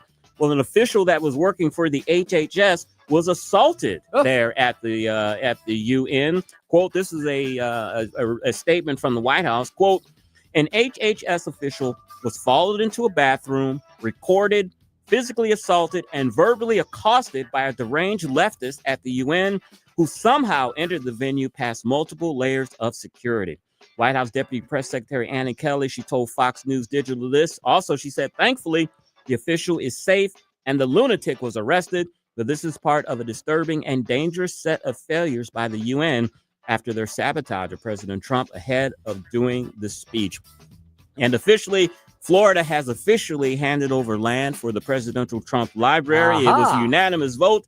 The land is seen to be quite valuable. It's across the street from an area used by the Miami Heat, and it's close to Biscayne Bay. The land transaction does place an obligation on the Trump Foundation to commence construction of the library and the museum within 5 years. And of course, as reported last week, Not only will it be a library and museum, but there will be a hotel connected to it as well. Donald Trump, always the developer, and that is Chris's Corner. Indeed he is. I'm sure it may be probably one of the most popular presidential library stops in the nation. I'm just wondering how much gold is going to be in the Trump library. Is it going to be like the White House in the Oval Office where there's gold and is that real? I mean, I can't see Trump using fake gold. I mean, do you think that's 24 karat gold? I was just there and I didn't know what to expect. It's beautiful. It's very tastefully done. I guess it's gold leaf is what they kind of say. Gold leaf. It's very pretty. Did you bite into it to see if it was I wasn't. They didn't let me inside the threshold, but you can stand at the door and you can look. You can stay there as long as you want. Yeah. But there's Secret Service right there, and so if you step over that little velvet rope, man, you're going to get tackled. But I think it's very good and very tasteful, and I'm sure he'll do a good job at the library. I'm sure he will. All right, Speaker's Stump Speech at 5:07. Go Woke, Go Broke, Part 2. You're not going to believe who the New York Post is praising in the war on woke. And at 5:24, we'll have our usual visit with Dr. Randy Tobler. We'll ask him about vaccines and the president's new proposal today to cut drug prices. Listening to the Tim Jones and Chris Arps Show on 101.9 94.1 News Talk STL. The Washington Guard presents the 4th annual Patriots Banquet, The Price of Freedom, honoring real American heroes. Join us October 11th at Parish Hall in Union, Missouri. Hear from featured speakers Doug Giles, founder of Warriors and Wild Men, and Marine Colonel Jack Jackson, Harrier jet fighter pilot. Master of Ceremonies Jamie Allman will host this inspiring evening. For tickets, visit thewashingtonguard.com. Use code NewsTalkSTL for $10 off. Is your portfolio prepared for the biggest risks facing investors today? Hi, it's Tim Jones. High inflation and a rapidly changing economy may impact your investments. If you haven't made appropriate changes, your portfolio may not be positioned to address some of the biggest risks in today's economy. That means it's time to request your free portfolio review from the ClearPath Wealth Management Group at Stifel. You can hear their latest views on the markets and investing during On the Money, hosted by Stifel financial advisors Bob Stockdale and Eric Robert, every Saturday morning at 9 a.m. on News Talk STL 101.9. They can help you get organized, guide you through critical retirement decisions, and create a portfolio designed around your needs. To schedule your free portfolio review, go to clearpathinvesting.com. That's clearpathinvesting.com, or call 636-695-2650. That's clearpathinvesting.com, 636-695-2650. Stifel Nicholas & Company Incorporated, member SIPC and NYSE. The Vic Porcelli Show. That guy over there is Stan Clement from Roots Plus. Why is it when you cut down trees, nobody says timber? Well, I hadn't thought about that. I guess it's like on the golf course. Most people don't yell for. I think it's after you make your drive. Maybe that's the problem. I think look out would be a better warning than for. Vic Porcelli, live and local, weekday mornings at 9 on News Talk STL. KLGY HD3 Clayton, K270BW Bellefonte, KNBS Bowling Green. This is News Talk STL at 101.9, 94.1, and always streaming at newstalkstl.com. News this hour from Town Hall. I'm Keith Peters in Washington. Germany's Chancellor Friedrich Merz says President Trump's plan is the best chance for ending the war between Israel and Hamas. The German leader tells journalists in Berlin the fact that Israel supports this plan is a significant step forward. Now Hamas must agree and pave the way for peace. Merz describes it as the best chance to end the war between Israel and Hamas. The proposal demands that Hamas effectively surrender and disarm in return for an end to fighting, humanitarian aid for Palestinians, and the promise of reconstruction in Gaza, all desperately hoped for by the population in the devastated territory. I'm Charles de Ledesma. At a meeting of all major military commanders at Marine Corps Base Quantico today, Pentagon Chief Pete Hegseth says this is a new era for America's military. The era of politically correct, overly sensitive, don't hurt anyone's feelings leadership ends right now. At every level, either you can meet the standard, either you can do the job, either you are disciplined, fit, and trained, or you are out. Hegseth told the gathering that the U.S. military needed to be prepared for war in order to protect peace. He also announced new directives for troops that include gender-neutral or male-level standards for physical fitness. Drug maker Pfizer has agreed to lower drug costs under a deal struck with the Trump administration. Under the agreement, New York-based Pfizer will charge most favored nation pricing to Medicaid and guarantee the same pricing on newly launched drugs. That involves matching the lowest price offered in other developed nations. On Wall Street, the Dow up by 81 points, more at townhall.com. The following is not an actor, but a real-life story from Trinity Debt Management. My debt problem started probably about 2016. I needed my life to change financially. I called Trinity and I ended up joining based on high credit card bills and high interest rate. And my counselor at Trinity has been great, and Trinity has been helping me to get on the right path of paying off these credit card bills, bringing down the interest rate. They have consolidated my bills into one low monthly payment. And now I am finally getting out of credit card debt. So I just want to say thank you, Trinity, for showing me a better and greater path. If you're in debt and you need help, call Trinity at 1-800-990-6976. My name is Sharon, and soon I will be debt-free for keeps. 1-800-990-6976. From the Michaels Flooring Outlet Weather Center. I'm First Alert 4 Chief Meteorologist Steve Templeton. More mild mornings, but warm afternoons. A low of 62 Wednesday morning. More cloud cover, too, partly to mostly cloudy at times. And a high of 86 degrees. And then Thursday, a little warmer with mostly sunny skies and a high of 88 as the warm and dry pattern will continue right into the weekend. That's the latest in the First Alert 4 Weather Center. I'm Chief Meteorologist Steve Templeton. This hour of News Talk STL is brought to you by Stifel, serving investors for over 130 years. Contact your Stifel financial advisor at stifel.com. That's STIFEL.com. Hey, it's Jamie Allman here for The Barn in beautiful Columbia, Illinois, offering a unique experience with an upscale feel that's sure to make your visit unforgettable. More than 100 different bourbons, 30 vodkas, plus an expansive outdoor patio, upstairs banquet facility, seating up to 50. You can reserve that. Call for rates. Live music every Friday and Saturday. Last Queen standing. And extreme bar bingo every Thursday, plus Tequila Tuesdays. I'm heading over there right now, The Barn, right there in gorgeous Columbia, Illinois.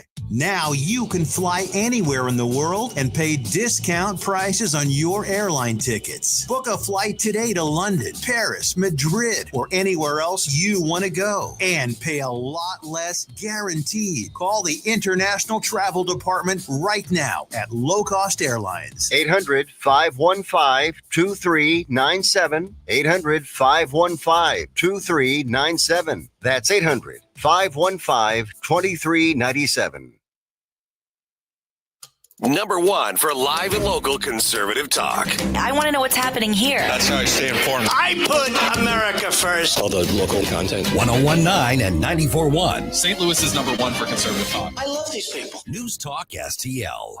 Tim Jones and Chris Arps in the afternoon. The 9 most terrifying words in the English language are, I'm from the government and I'm here to help. The more you remove voting from Election Day, the more opportunity you're offering for people to commit fraud. Are you not entertained? Are you not entertained? I think the Democrats are so short-sighted in this tactic they have now to just cheat at any cost to win elections. You're a lying dog-faced pony soldier. You said you were, but now you got to be honest. I'm going to be honest with you. What are we doing wrong here? As a former leader in the House, I think you could put your finger on it. It's called leadership. We don't have it. Tim Jones and Chris Arps.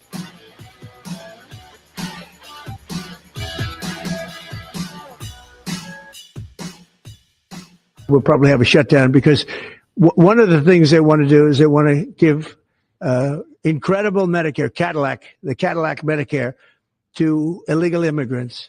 And what that does is it keeps them coming into our country, but no country can afford it, and they can't afford it. So we cannot allow them to charge tremendous amounts of money for health care for people that aren't even citizens. And in many cases, they come in from prisons, jails, and mental institutions And we can't let that happen. Less than 6 hours Central Daylight Time till the Schumer shutdown, and we're all on the edge of our seat here at News Talk STL.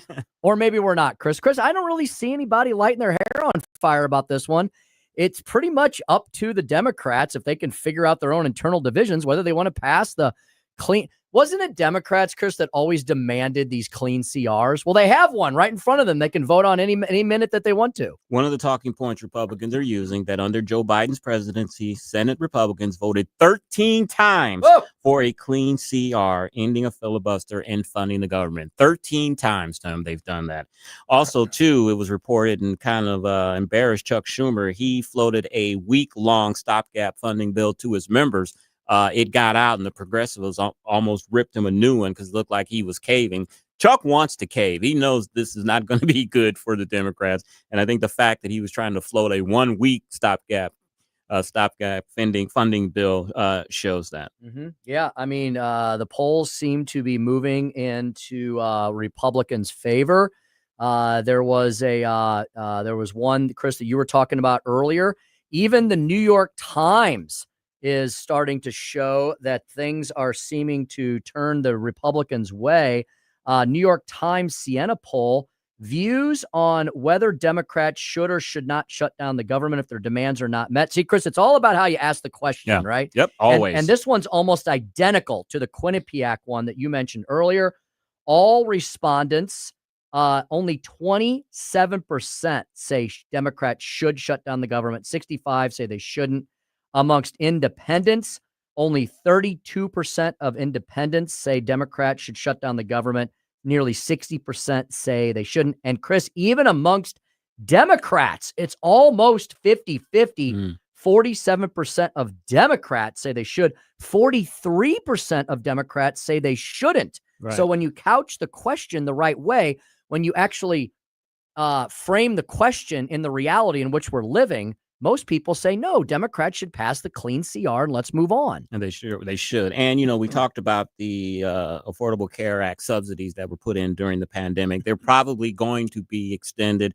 Another example here, Senator Mike Rounds from South Dakota, he floated a 1-year extension of the subsidies, and then it would be followed by a 1-year phase down and return the tax credits to pre-pandemic levels. So I think we're going to have an expansion of this, but as the Republicans are making the case, we don't want to talk about this in a 7-week continuing resolution. Let's talk about this after the 7 weeks or during the 7 weeks to try to get some type of deal on this. Democrats are demanding $1.5 trillion in taxpayer-funded benefits to illegal aliens who shouldn't be here in the first place, subsidizing the woke public media that we just defunded in the One Big Beautiful Bill, and it would gutting funding for rural hospitals. You always hear the Democrats yelling and screaming about more money for hospitals. What they're asking for would actually gut rural hospitals. We'll ask Dr. Randy Tobler about that at 525. Critical funding for veterans would be jeopardized. Seniors, law enforcement, women and children need, and many others. So I think the Democrats are going to end up losing this, and they could lose it badly. And that's a bad talking point that they're using regarding the rural hospitals, because during the Big Beautiful Bill, they initiated a fund for rural hospitals. I think it was $500 million, close to $1 billion for rural hospitals. So that's a bad talking point, and shouldn't use it, really. Mm-hmm. Well, you know how it is, Chris. Democrats just use people as political pawns. What they say today, they really don't mean tomorrow. It's all about political power to them, appeasing their base, which has become extremely radical, extremely left-wing, does not look at all like the Democratic Party of even Barack Obama, and definitely not of Bill Clinton or JFK. This is not your mom and dad or your grandpa and grandma's Democratic Party anymore. And the Democrats are getting a little flack because potentially, Tim, during this government shutdown, they have a retreat that's scheduled at a Napa Valley resort and vineyard. And this could coincide with the shutdown. I don't think that'll look very good if you are talking about you're so concerned about the taxpayers and you're concerned about people. And while the government shutdown is going on, you're drinking and sipping wine in Napa Valley. It's a bad look indeed. We'll talk about all of that with Dr. Randy Tobler at 525, at 545.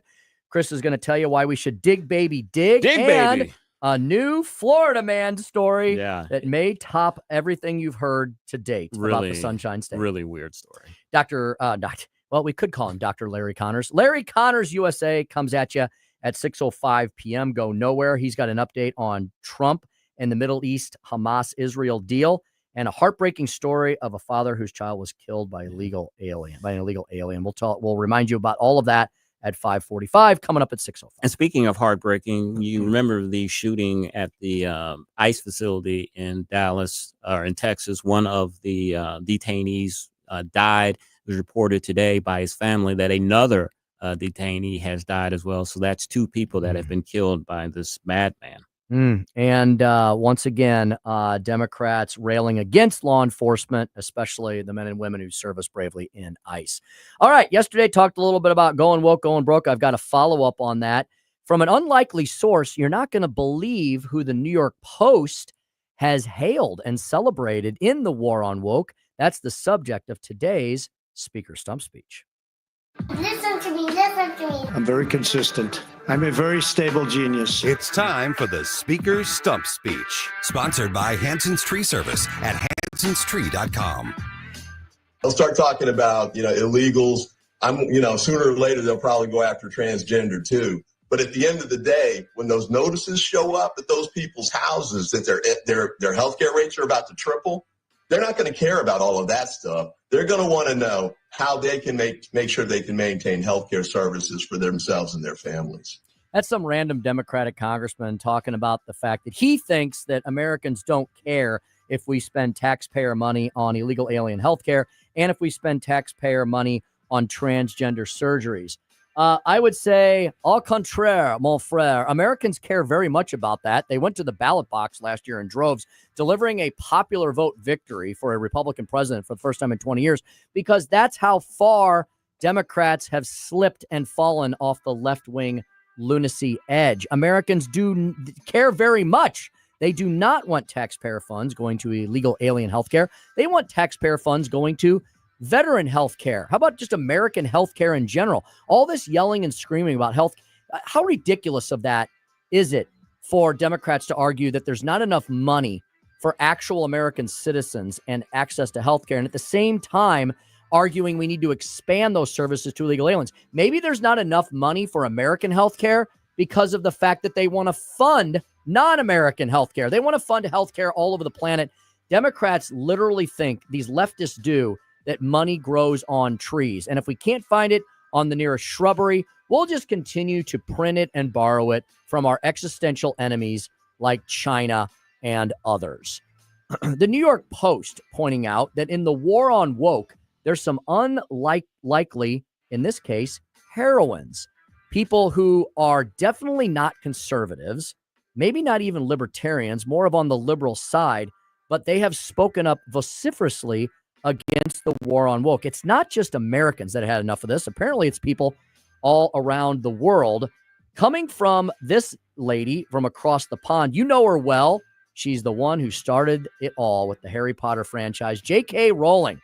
J.K. Rowling, who basically made those young child actor stars, the ones who kind of woke up, or who kind of came of age and became all woke and bratty and extremely left-wing liberally. Like Emma Watson and the kid who played Harry Potter and all the rest of them. Look, I love the Harry Potter series. I was already an adult by the time those books came out. But being an English literature major, those are the kinds of stories that if I'd actually had time to sit down and actually spend a couple minutes of my life, I would have written something like that. I love the Harry Potter series. And I was even more excited when they turned it into a major seven silver screen franchise. I thought it was fantastic. J.K. Rowling truly is a rags to riches story. The fact, not the legend, is that she was pretty much a down on her luck freelance writer, pretty much down to her last few bucks, writing these stories in coffee shops near her home. And then she was discovered, and the rest is history. So J.K. Rowling knows what it's like to come up the hard way, to have nothing and then to have a lot of everything. And I don't think she's lost track of her roots, and she hasn't lost track of actual sense and sanity. Now, J.K. Rowling, like I said, she's not a conservative. She's pretty much a feminist liberal, but she also understands how dangerous it is to have men in women's sports and to be promoting surgical and how dangerous it is to be promoting surgical mutilations on young children. Recently, the New York Post, a conservative-leaning paper coming out of New York, it's basically the opposite of the New York Times, hailed J.K. Rowling in her defense of women's rights and her slapdown of incredibly selfish Emma Watson. She was Hermione Granger in the Harry Potter series. Here's what the Post said. Good on J.K. Rowling for firmly correcting former Harry Potter actress Emma Hermione Watson and implicitly her fellow former child star Daniel Radcliffe, the one who played Harry Potter, who have been denouncing J.K. Rowling, you know, the lady who made them incredibly wealthy and famous beyond their wildest imagination, denouncing their benefactor for years, purely because the now billionaire author has refused to bend the knee to the bullying lies of trans extremists. It's one line in the sand that J.K. Rowling refuses to cross. Good for her. Rowling has never expressed an iota of disapproval of trans people. Indeed, she's actually supportive of them. She, I guess, feels their pain. But she has flamed back at critics who demand that she back off her stalwart defense of women's spaces, whether it be locker rooms, sporting arenas, or any such sort. Shelters for battered women, hospital wards, prisons, school and store changing rooms, rape crisis centers. Those are the places that J.K. Rowling has defended from biological men. She says those are women's spaces, biological women's spaces, and she remains such. The Post goes on to say, it is absolutely insane to allow a biological male to simply declare himself female so he can gain the right to enter such places. Why? Well, the Post goes on to explain just that. Experience has proved, I would say experience and facts have proved time and again that sexual predators will exploit any such rules and use them to assault, rape, and otherwise violate vulnerable women. Even if no man actually enters, the possibility robs these women of the right to feel safe in their safe spaces, something that the left used to trumpet up to about 5 minutes ago.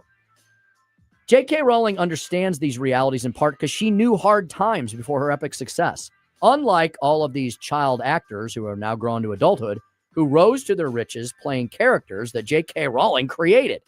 Watson, she noted, I love this. This is what she said about Hermione, Emma Watson. Watson said, J.K. Rowling said this about Watson. She has so little experience of real life, she's ignorant of how ignorant she actually is. Yeah. Isn't that true? Yeah. The no longer kids chose to join in assailing Rowling during recent years of the peak woke, when it seemed that the enlightened might actually succeed in criminalizing dissent itself and free speech. UK has a big problem on that. On other issues, that still seems possible in Keir Starmer's Britain. It was Watson's bid to step down with impunity from her pedestal of false moral superiority that triggered Rowling's long-delayed ire, and good for JK, who's endured ostracism, death threats, and horrific vitriol for simply standing up for her principles when she could have sat back and just enjoyed the billionaire success that she's earned. Plenty of people will see the Potter books as her greatest contribution to civilization, but in our eyes here at the New York Post, her stalwart defense of women's rights is tops. And that's the stump speech for today. And it's sad that these young actors have lost all sense of free thought and expression. And what's more important to them is to be liked by their fans and the crowd, and to give up their principles and not being able to recognize, what's right. Mm-hmm. I wish there was more J.K. Rowlings, but it is nice when at least a few stalwart liberals come out and say, I may be liberal, but there is a line that you should not cross. And that line for J.K. Rowling is having biological men invade biological women's spaces. Yes, and clarifying the fact that you cannot change your sex. Indeed. It's what God gave you. Deal with it. And if you can't, get some help. Seriously, we talk about it all the time. Yeah. Get some help. Don't start lopping off body parts and filling your kids full of all sorts of life-altering drugs. Get some help. And then don't start calling us transphobes because we won't give in to your delusion. Indeed. It used to be all about liberals. The old school liberals, Chris, wanted people to accept them. Now we are forced to accept their lifestyle. Yeah, or we'll sue you and make you have to bake a cake. Indeed. For a lesbian or a gay couple. It's not that's against your religion. It's not about acceptance anymore. It's about forcing thought on other people. Exactly. Once you control what people are able to say, then you control how they think, and then you control their entire lives. Was there a book written about that in 1984? Yeah, it was. It was rather famous. Yeah, George Orwell himself. It's here. It is. It is amongst us. It is 5:21 in the Heartland. We got a ton of questions for Dr. Randy Tobler about these issues and so many more. We'll talk to him about Trump's deal with Pfizer. We'll talk to him about Woke and Broke and more when we return on the Tim Jones and Chris Arps Show. Thanks for listening to us here at 101.9 94.1 News Talk STL.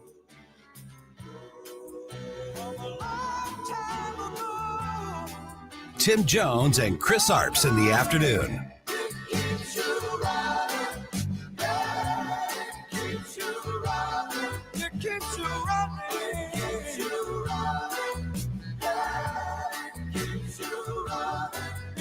From the Michaels Flooring Outlet Weather Center.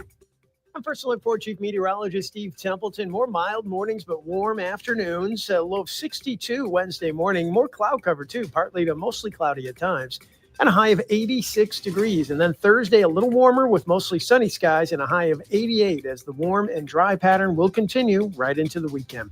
That's the latest in the First Alert 4 Weather Center. I'm Chief Meteorologist Steve Templeton. So many ways to listen to News Talk STL. Enable our Alexa skill. Hello. Hey, Alexa. Yes, I'm listening. Play News Talk STL. Welcome to News Talk STL, conservative talk radio for St. Louis. One of the reasons why I bank locally with Royal Bank is because I didn't want to deal with some big out-of-state conglomerate where I'm just an account number. I wanted to talk with folks who actually know my name, who get this community and are invested right here in St. Louis. That's why I've been banking the Royal Banks for over 20 years now, and they've been around for over 60, helping families and businesses just like yours right here in the St. Louis metro area. They just opened a brand new headquarters in University City right there at Olive and McKnight. I pass it every day as I come to the station, and they're bringing their home base back to where it all started. Oh, and here's some big news. On September 17th, the Federal Reserve cut interest rates for the first time this year. That could be a great chance to look at refinancing or other options. And Royal Banks can walk you through what makes the most sense for you. They've got 16 locations across St. Louis, St. Charles, Illinois, and even up in Northeast Missouri. And they're still locally owned, independent, and they're here to stay. Check them out today at royalbanksofmo.com. Royal Banks of Missouri, member FDIC, equal housing lender. Hey, Jamie Allman here for my good friend Harry Parker and the ultimate seafood dining experience at Gulf Shores, GulfShoresRestaurantandGrill.com. Gulf Shores offering a unique dining experience with a vast, mouth-watering menu of all of your favorite delicious dishes, something for everyone's taste or palate. 3 convenient locations, Edwardville, Creve Coeur, and St. Peter's. Dine in, carry out. They've got a food truck, too. Friendly staff. Looking forward to seeing you, making your dining experience one you will remember. Gulf Shores, restaurantandgrill.com. Looking for an underwater adventure or a scaly new friend? Dive into Tropical World Pets on Watson Road. For 32 years, this family-owned wonderland has been St. Louis's go-to destination for all things aquatic and reptilian. With over 7,000 square feet of aquariums, we're home to the area's largest selection of freshwater fish, including rare cichlids you won't find anywhere else. But that's not all. We've got tarantulas, snakes, and lizards galore. Tropical World Pets, 314-849-4020, or visit twpstl.com. This hour of Jones and Arps is brought to you by Stifel. Contact your Stifel financial advisor at stifel.com. That's STIFEL.com.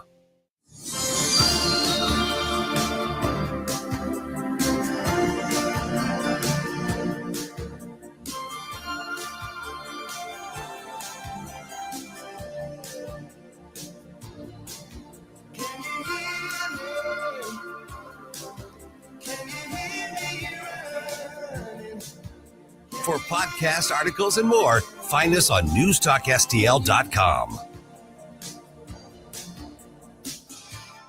Today, Pfizer is committing, as will other drug companies as we go through the weeks.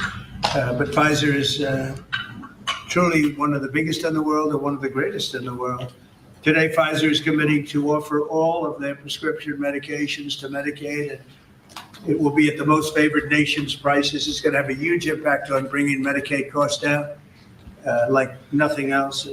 Donald Trump doing what he does best, working deals with some of the big boys. But Chris, we'll find out from Dr. Randy Tobler if he thinks this is a good idea. The website will be called Trump RX. It's Or amazing not. that his name's in the website. Are you It's surprised by that? It's probably gold plated as well. Let's see what the good doctor thinks of this issue and many more. Gentlemen, we're about to enter the fascinating sphere of police work, the world of forensic medicine. Truly, you have a dizzying intellect. Randy Tobler, Truth Warrior, Woke Destroyer. You hear him every Saturday morning here on the Dr. Randy Tobler Show, aptly named from 6 to 9 a.m. He's the co-host of Wake Up Missouri Weekdays, 93.9 The Eagle in mid-Missouri land. And you hear him frequently throughout the week here on all of our other fantastic products and offerings. 6 live and local shows every day from 5:30 in the morning till 8 p.m. in the evening at Randy Tobler, MD. Doc, how you doing today? Thanks for joining Chris and I once again.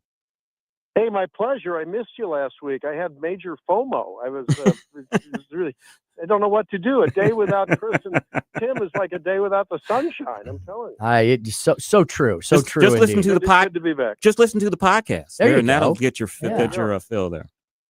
Indeed. I do, because I'm usually with patients when you guys are on. I got a little break today.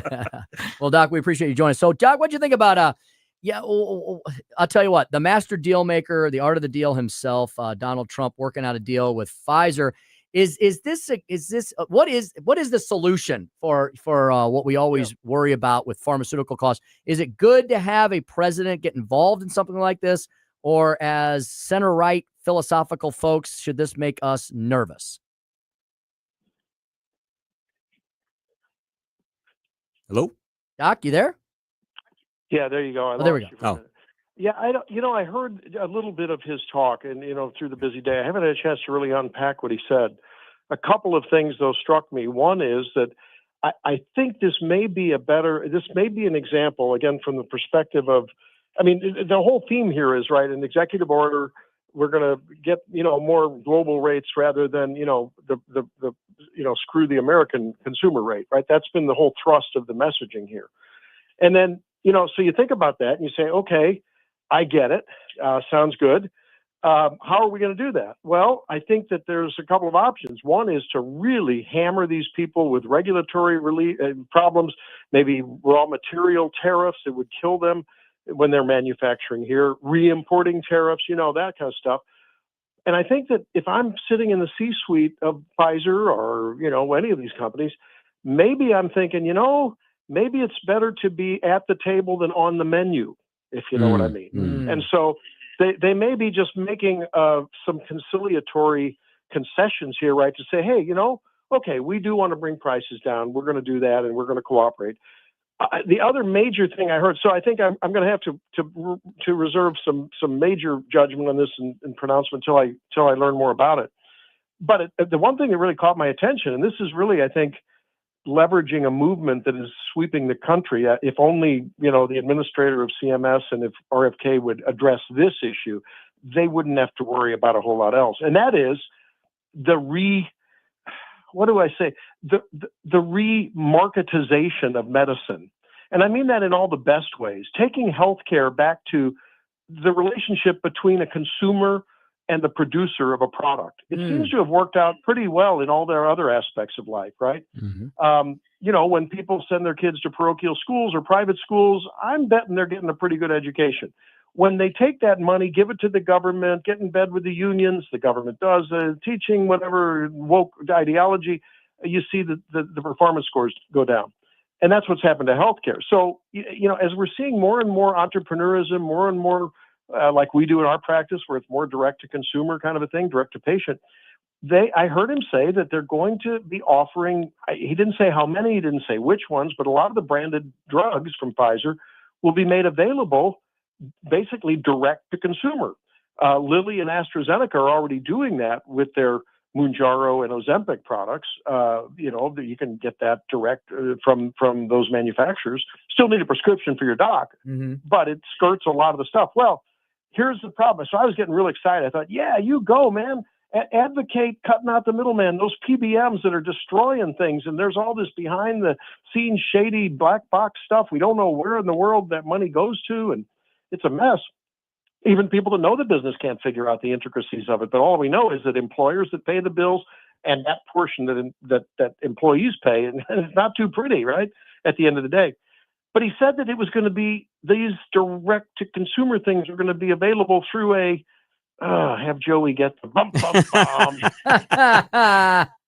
a government website. Oh. I mean, doesn't that strike you as eerily similar to the Obamacare marketplace? It does. Where, okay, we're going to get in, we're going to sort of get friendly, we're going to cozy up to the insurance, to the pharmaceutical company, and then we're going to have this little website, and I don't know, it just bothers me. Why can't Pfizer just say, hey, Tim needs whatever, medicine A, and Tim gets a prescription for his doctor, and they drop ship it from, oh, what a novel idea, the Pfizer warehouse in Virginia. You know, I don't understand why the government needs to get involved. That's what bothers me. And that is, I got to see the details of it. I don't understand the why behind that. Maybe there's a good why. I don't want to diss it totally, but I don't know. It just bothers me that the government has to somehow have their nose in our medical care business. Mm-hmm.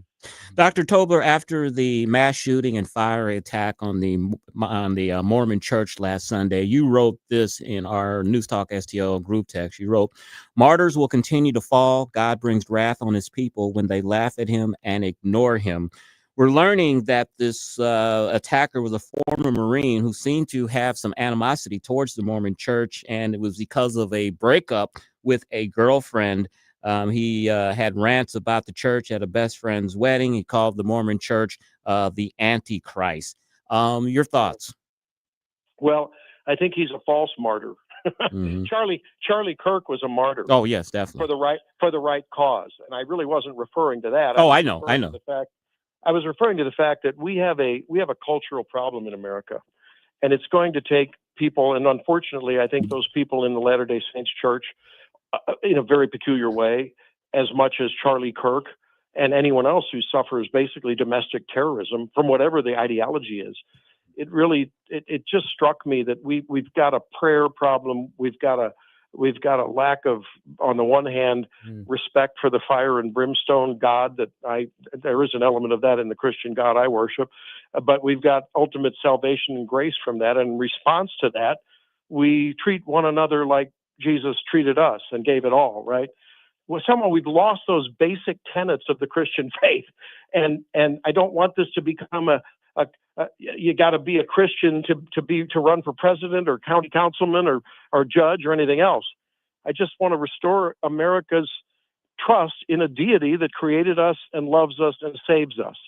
And I don't see that. I see humanism dominating everywhere. Humanism dominating sometimes. Go to church and then I see them behave differently at all levels, and me included on occasion, right? And you check yourself and you go, wait a minute. I wasn't walking like Jesus in that move. Let me apologize and make it right. And so it's just I think God is resting judgment on this country. I really do. I think we've alienated ourselves from God. Look at what's happened in our schools. We can't even say a prayer anymore, for crying out loud. Can't say a prayer on most football fields anymore. And if you do, it's got to be prescripted and it's got to be very regulated.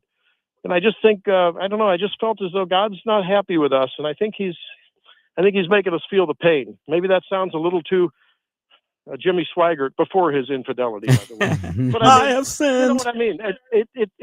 And you know, people will call me crazy, and the left wing, if they heard that, would say, "Oh my God, this guy's a raving lunatic." From the right, you know, I don't know. There's too much of this violence going on that reflects a general disrespect for our God and the disrespect from one another in relation to that. Mm-hmm. Indeed.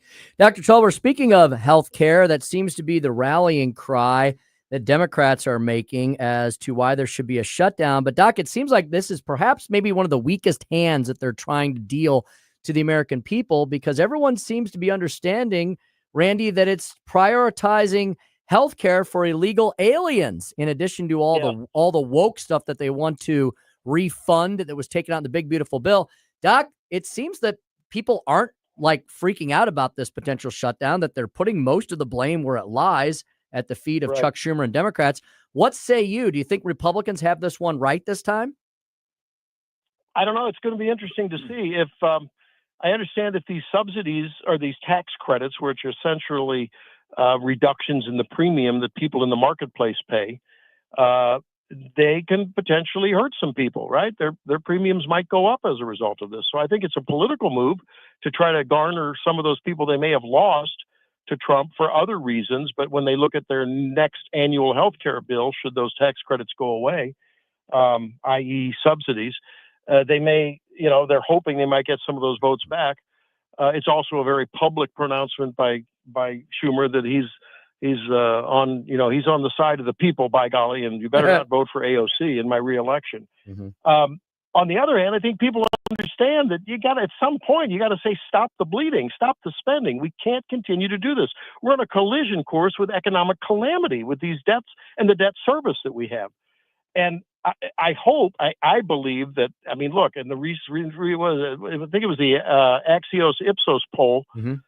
Even despite some of the, little softening in the job market, maybe some little storm clouds potentially on the horizon, people are still, +3 for Republicans on the economy, which is unheard of, right? When's the last time we had that in a sort of a uncertain situation? And so people are generally on the side of change that was needed away from the Obama-Biden tax and spend policy. It's just from a rhetorical standpoint, it's really critical that they make it clear that, hey, these marketplace people were doing some dastardly things, and I know it. The marketplace insurers, it's been reported in the Wall Street Journal. They're sending people out. They're sending nurses to people's homes. They're under investigation for putting people on giving them diagnoses that they don't really have, so they can get more reimbursement for the government. And they're auto enrolling people, yes, illegals included. And so that to me is the headline of all this. Are we really going to suck it up and raise more debt and spend more money and increase our deficit and debt so that we can support more illegals when they've already gutted many healthcare systems, especially at the border areas and some of the metropolitan areas? Dr. Tobler, we didn't get a chance to talk to you last week after the big announcement by RFK Jr. that Tylenol potentially causes autism. I want to get your thoughts on that. Also, I want to get your thoughts on the FDA approved the generic drug leucovorin, which tells me, they say, is a form of vitamin B, that may be a treatment for autism. And finally, HHS may allow people with autism to enter the vaccine injury compensation program. A lot to unpack there, but give us your wisdom. Yeah, I think that leucovorin, we have a pretty good experience with that with the people that get a drug called methotrexate, which depletes folic acid, an important and absolutely essential vitamin for many of our metabolic processes throughout the body. And then by giving leucovorin, it's a way to sort of rescue people from the downside of methotrexate, which is a very effective chemotherapy agent, among other things. So it's a fairly harmless drug, not much downside. And it appears as though some people with autism and on the spectrum have a problem with decreased levels of folic acid in the brain, or they have a problem of being able to process it and receptor problems. So where the folic acid is there, but it's not getting in the cells. And leucovorin can help that. So that's a good thing. And I think it's a worthy thing to give it a try. Relatively low risk, potentially high return on investment medically. So it makes a lot of sense. And it's not a super expensive medication. As far as autism causing, look, I don't think there's any one cause. I think we can say that there may be genetic susceptibilities above and beyond anything else that overpower any environmental factor. And then there may be genetic issues that make various people sensitive to that inside their mama's wombs. And if we can ever figure that one out, we might be able to say, hey, some small percentage of people, who knows what it is, might be sensitive to some inflammatory response that Tylenol might be causing, or a decrease in things that fight inflammation. Suffice it to say that there's been a lot else change in the years that the autism rates have allegedly gone up. Number one is the broadening of the definition. Number two is older parents, and that's been clearly connected, both moms and dads, with an increase in autism. Number three is if autism is in fact having something to do with inflammation in the developing brain, anyone looked around lately comparing 1960s photos to 2000 photos? I'm just saying, we're a heavier population, and this is not to gaslight moms, but I mean, look, our lifestyle is inflammatory. I get inflammatory markers on my patients routinely, and I'm astounded. A lot of folks are living in inflammation valley, right? So there's a lot of other things that changed in this time, and I don't think we should make moms who took Tylenol and may have a baby with a diagnosis of Asperger's, who years ago would have just been called Elon Musk in development. Now that's autism spectrum. Are we going to make mom feel bad because she had intractable back pain or a headache or a little fever and she took some Tylenol? We've always advised as little of anything that you need to take in the first trimester, especially, but really throughout pregnancy, as long as it takes, as little as it takes and as minimum time as it takes to deal with the issue. That's what we've always advised. And if you read the fine print on the announcement last week, that's what they advised too. So I think it was a bit demonized and hyperbolic, but I mean, that's no surprise coming from the Trump Meister. He knows who he's speaking to, a country that eats sound bites alive. That's what they love. So that's fine. We just have to be more nuanced about it. I want to make it clear that the American College of OBGYN, the Society for Maternal and Fetal Medicine, the high-risk doctors, the pediatricians, everyone agrees that, hey, if you're going to take Tylenol, don't feel bad about it. If you take it in a limited amount for a small amount of time, we don't believe that there's any solid evidence that this is any kind of significantly increased risk for your baby. I'm afraid a lot of patients are going to hear at the bedside or on the phone when they ask their doctor or their nurse at the doctor's office, what should I take for my headache that is splitting or my back pain? I can't hardly even get over it. Well, I'm going to have to put in your chart that I can't recommend anything really, because really I go see your chiropractor or whatever, pray, and chiropractor is a good idea, by the way. And so is an osteopath. So is some body work for back pain. There's things you can do, but I don't think anyone's going to make a full-throated recommendation now, because the last time I checked, there's a lot of plaintiffs' attorneys out there that are going to lean heavily on what the government says. And the government says Tylenol causes autism. So doctors have to maintain their practice so they can help other people too. And that's the latest and the final word on that for today. Dr. Randy Tobler, host of the Randy Tobler Show, every Saturday morning, 6 to 9 a.m. The co-host of Wake Up Missouri. You can find him in mid-Missouri, 93.9 The Eagle, Monday through Friday, and frequently throughout the week on all of our great programs here at News Talk STL at Randy Tobler, MD. Thanks, Doc, for everything as always. Thanks, Doc. Thanks for having me. Talk to you next time. Indeed. All right, 5:43, almost 5:44 in the Heartland. I got to skedaddle for the last segment, but Chris and Joey have got you in good hands. Chris, you're going to miss. Make sure you turn. I'm going to listen. Yes. I'm going to listen. I got to head down to a little business meeting downtown, but I will listening to Dig Baby Dig and the latest on Florida Man. Yes, you don't want to miss Florida Man. This story is truly weird. Chris will also be previewing Larry Connor's USA, which will come at you at 6 p.m. like it does every single evening, Monday through Friday. Larry's got a lot of great guests and commentary and stories for you to take you into your nighttime hours. Chris and Joey will be back. I'll be back in studio with all three of us tomorrow. This is the Tim Jones and Chris Arps Show. Thanks so much for listening to us here at 101.9, 94.1 News Talk STL.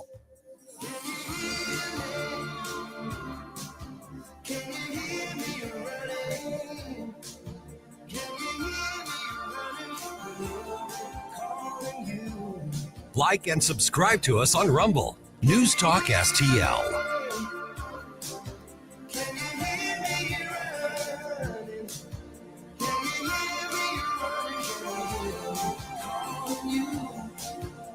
From the Michaels Flooring Outlet Weather Center. I'm First Alert 4 Chief Meteorologist Steve Templeton. More mild mornings, but warm afternoons. A low of 62 Wednesday morning. More cloud cover, too. Partly to mostly cloudy at times. And a high of 86 degrees. And then Thursday, a little warmer with mostly sunny skies and a high of 88 as the warm and dry pattern will continue right into the weekend. That's the latest in the First Alert 4 Weather Center. I'm Chief Meteorologist Steve Templeton. The Vic Porcelli Show. So if we want to learn about what's going on with the shutdown, whose fault it really is, and what's going on with the Roman Empire, Paul Kurtman is our guy, and he's on Wednesday at 9:25. Weekday mornings at 9 on News Talk STL. Hey, if sparkling clean windows are not on your to-do list, you should put them on your to-do list. Let me give you a personal recommendation. My wife and I recently had our windows cleaned by STL Windows and Doors new window cleaning service, and the results were absolutely incredible. We had it done probably about 5 weeks ago, and I got to tell you, it's still clean after all of that time. This isn't your average spray and wipe job. They use triple filtered, ultra pure water that's so clean you can't even drink it. Why? Because it pulls out minerals that normally cause streaks and spots. That's why after 5 weeks, our windows are still clean. The results, you have crystal clear windows, guaranteed streak free. They handle both residential and commercial jobs up to 2 stories. For an average home, the team takes about 4 to 6 hours, so it's very, very thorough. And they just don't clean the glass. They also clean and inspect your screen. So even rescreen if needed. And we had about 3 or maybe 4 screens that needed to be changed. Had no idea. They took care of that for us. You can even get on a regular schedule. Most homeowners do twice a year to keep your windows looking brand new.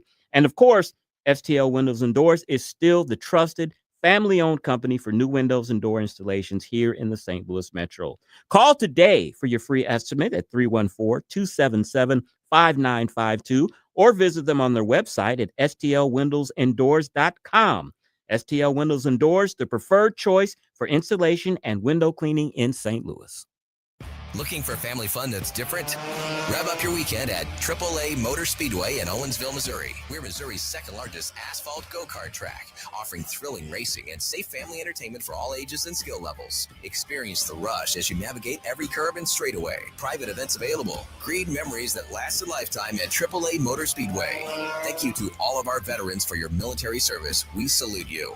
Visit AAAMotorspeedway.com and experience the rush today. Jamie Allman here, tossing and turning over retirement worries. You're not alone. 3 out of 4 Americans share your concern about having enough saved. But here's the thing. A comfortable retirement isn't out of reach, even if you're planning for 30 or 40 years ahead. Every day, Jeff Portman from the Gemini Wealth Group helps people avoid the critical mistakes that can derail their retirement. Build your path to financial confidence. Visit GeminiWealthGroup.com or call Jeff directly at 314-888-0123. Securities and advisory services offered through LPL Financial, a registered investment advisor. Member FINRA SIPC. The Washington Guard presents the 4th annual Patriots Banquet, The Price of Freedom, honoring real American heroes. Join us October 11th at Parish Hall in Union, Missouri. Hear from featured speakers Doug Giles, founder of Warriors and Wild Men, and Marine Colonel Jack Jackson, Harrier jet fighter pilot. Master of Ceremonies Jamie Allman will host this inspiring evening. For tickets, visit thewashingtonguard.com. Use code NewsTalkSTL for $10 off.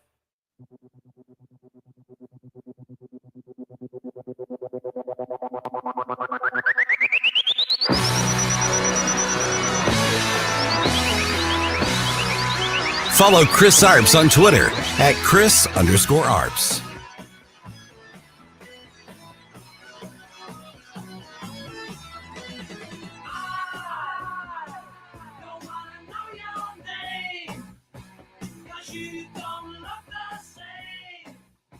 The Kirkwood Police Department is warning people to watch out for the door kicking challenge after an incident over this past weekend. It happened on East Madison, where a residential front door was kicked in.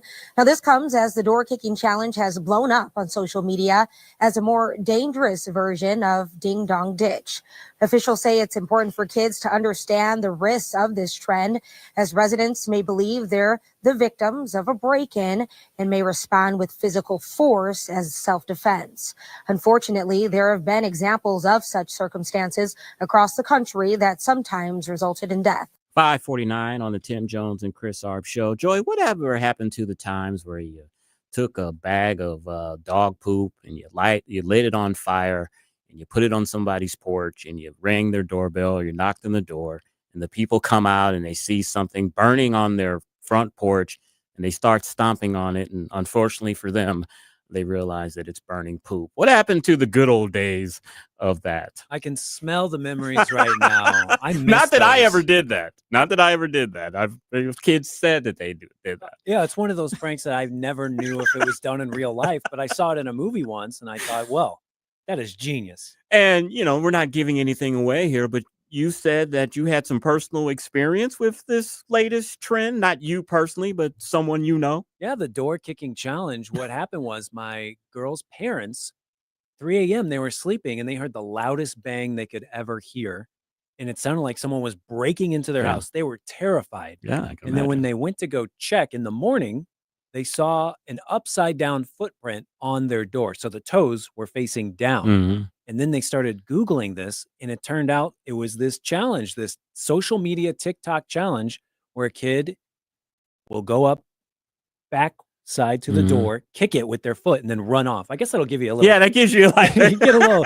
you don't have to turn around. You're already on the way out. So I guess that makes sense. Yeah, so that inspired them to buy a Ring camera, which they didn't have before. So it'll probably never happen again. That's usually the good thing about security cameras. Once you put them in your home or your dash cam, nothing cool ever happens anymore. Now I have to follow up on this. So 3 o'clock in the morning, somebody kicks your door in. It sounds like they just went back to sleep and said, we'll figure out what happened in the morning. Yeah, I think they got their gun and went looking, and nothing looked out of place because they had a very good door. It's a very expensive door. That's what I think these kids are trying to do, is actually break the frame where your door's hanging open, and it makes a better video, and that goes viral. We'd have to call our friends at STL Windows and Doors. There if you that go. happened. It's like $800, $900 for a door, and replacing the frame would be even more. That's crazy, the damage that they're doing just for laughs. You know, when I went out to STL Windows and Doors, I saw a door that they had. I think it was like $3,000 or $4,000. These doors can be very expensive, and some kid with nothing to do. Why is a juvenile out at 3 o'clock in the morning, first of all, doing something like this? Why are they filming their crimes and posting them with all their GPS information? You know what? I never thought of that. That's not very smart, is it? The cool thing that is happening now is my girlfriend's dad is sending us videos of groundhogs and raccoons. Yeah. Now that he's got the camera, he's got his own little trail cam right outside, and he's excited by the nature that he's capturing. It is very interesting. And two, when you do have a Ring camera and your phone goes off, you're like programmed to like, who's at my door? I want to see who's at my door. I do it all the time. Even when we were overseas, my Ring cam would go off and I'd be like, yeah, who's at my front door? We're not at home. So I kind of getting trained like a monkey. Yeah, something happened in my neighborhood where the power went out because someone was trimming a tree, probably not using Hanson's. They were using somebody else, fly-by-night company, and they knocked our power lines off. And I could tell by my security camera that I have when the power came back on. And that was relieving to know that the power was back on, and I didn't have to go all the way home to check on our food and everything. And, I'm not trying, Ring camera does not advertise for the station, but one thing that is good too, it has a battery backup. So if your electricity does go out, it still is operating. I should switch it has a battery. Okay. Yeah, Ring has a battery backup, and it'll tell you, hey, your service went online. We're now using battery backup. And you said that Ring also has a social media aspect where people can snitch on each other. Like there's a black person walking through our neighborhood and y'all catch him. What's he up to? You see that all the time, though. People are like, hey, watch out for this guy. He came up to my door at 2 o'clock in the morning asking, is Joe home or something? You see a lot of those type of videos, or you see the videos of these young kids out checking doors, car doors to see if they're open so they can steal your stuff. One I saw last week, though, it was like 3 juveniles, and they were in the next door neighbor's driveway checking their doors, and the neighbor came out and like confronted them. And he said on the website, his wife thought he was crazy because it's like they could have shot you or something. I'm glad that you're looking out for our neighbor's property, but it probably wasn't the smartest thing to go out there and confront these kids. They could have been armed, which could have been the case. We're probably making it worse, even talking about the door kicking challenge. There's some kids that say, yeah, look at these old people. That's pretty funny to have them poop their pants in their bed. I hope that they would, but I'm not thinking too many juvenile delinquents are listening to News Talk STL conservative radio. What up, delinquents? Conservative radio. All right. Florida man. Tim, here is the story. A Florida man killed, cooked, and ate 2 of his pet peacocks amid a feud with one of his neighbors, according to law enforcement officials. The man, Craig Vogt, 61, of Hudson, Florida, was arrested on September 23rd and charged with a felony count of aggravated animal cruelty after he placed a letter in a neighbor's mailbox telling her that he'd killed 2 of his peacocks, quote, because she continued feeding them. According to an affidavit prepared by the Pasco County Sheriff's Office, according to the affidavit, Mr. Vogt described killing one of the birds by cutting the peacock's neck with a knife and then cooking it in a frying pan. He delivered the letter to his neighbor's mailbox to prove a point that he will continue to kill his pet peacocks if she continues to feed them. The document states, while he was being taken to jail, Mr. Vogt said that, quote, upon his release, he plans to kill all his pet peacocks to prevent anyone from taking custody of them. So it sounds like it's like, yeah, I'll show you. I'll kill my pet and eat it. That's Judgment of Solomon stuff, right? Cutting that baby in half to see who loves it more. I guess so. I do want a peacock burger now. That sounds pretty tasty. That is bizarre. I just wondered. I hope he took the feathers. He defeathered it before he put it in the frying pan and cooked it. I mean, those got to be worth something. You put it in your dream catcher. I guess so. All right. And I also said that for Chris's Corner, we heard about Drill Baby Drill. That's drilling for oil, of course. Well, now there's going to be a new slogan, I think, called Dig Baby Dig. In a series of steps aimed at improving the economics of coal, the Interior Department said it would open 13.1 million acres of federal land for coal mining and reduce the royalty rates that companies would need to pay to extract the coal. The Energy Department said it would offer $625 million to upgrade existing coal plants around the country, which have been closing at a very fast clip. And as we know, here in Missouri was a big coal producer. We had Arch Coal, we had Peabody Coal, big coal producing area. The Environmental Protection Agency said it would repeal dozens of regulations set by the Biden administration to curb carbon monoxide, mercury, and other pollutants from coal plant.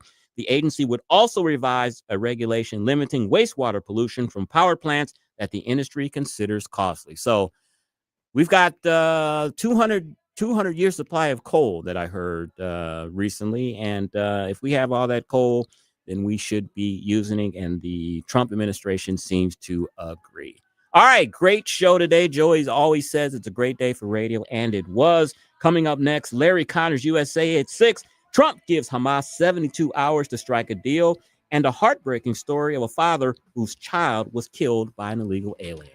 You've been listening to the Tim Jones and Chris Arps Show on 101.9, 94.1 News Talk STL. Drive safe and have a great evening. Chris Arps here, and after Becky and I leave church on Sunday, we head down the street to Capriotti's to grab a classic meatball sub. And of course, for dessert, I get a giant chocolate chip cookie. I love Capriotti's, and you will too. On Manchester at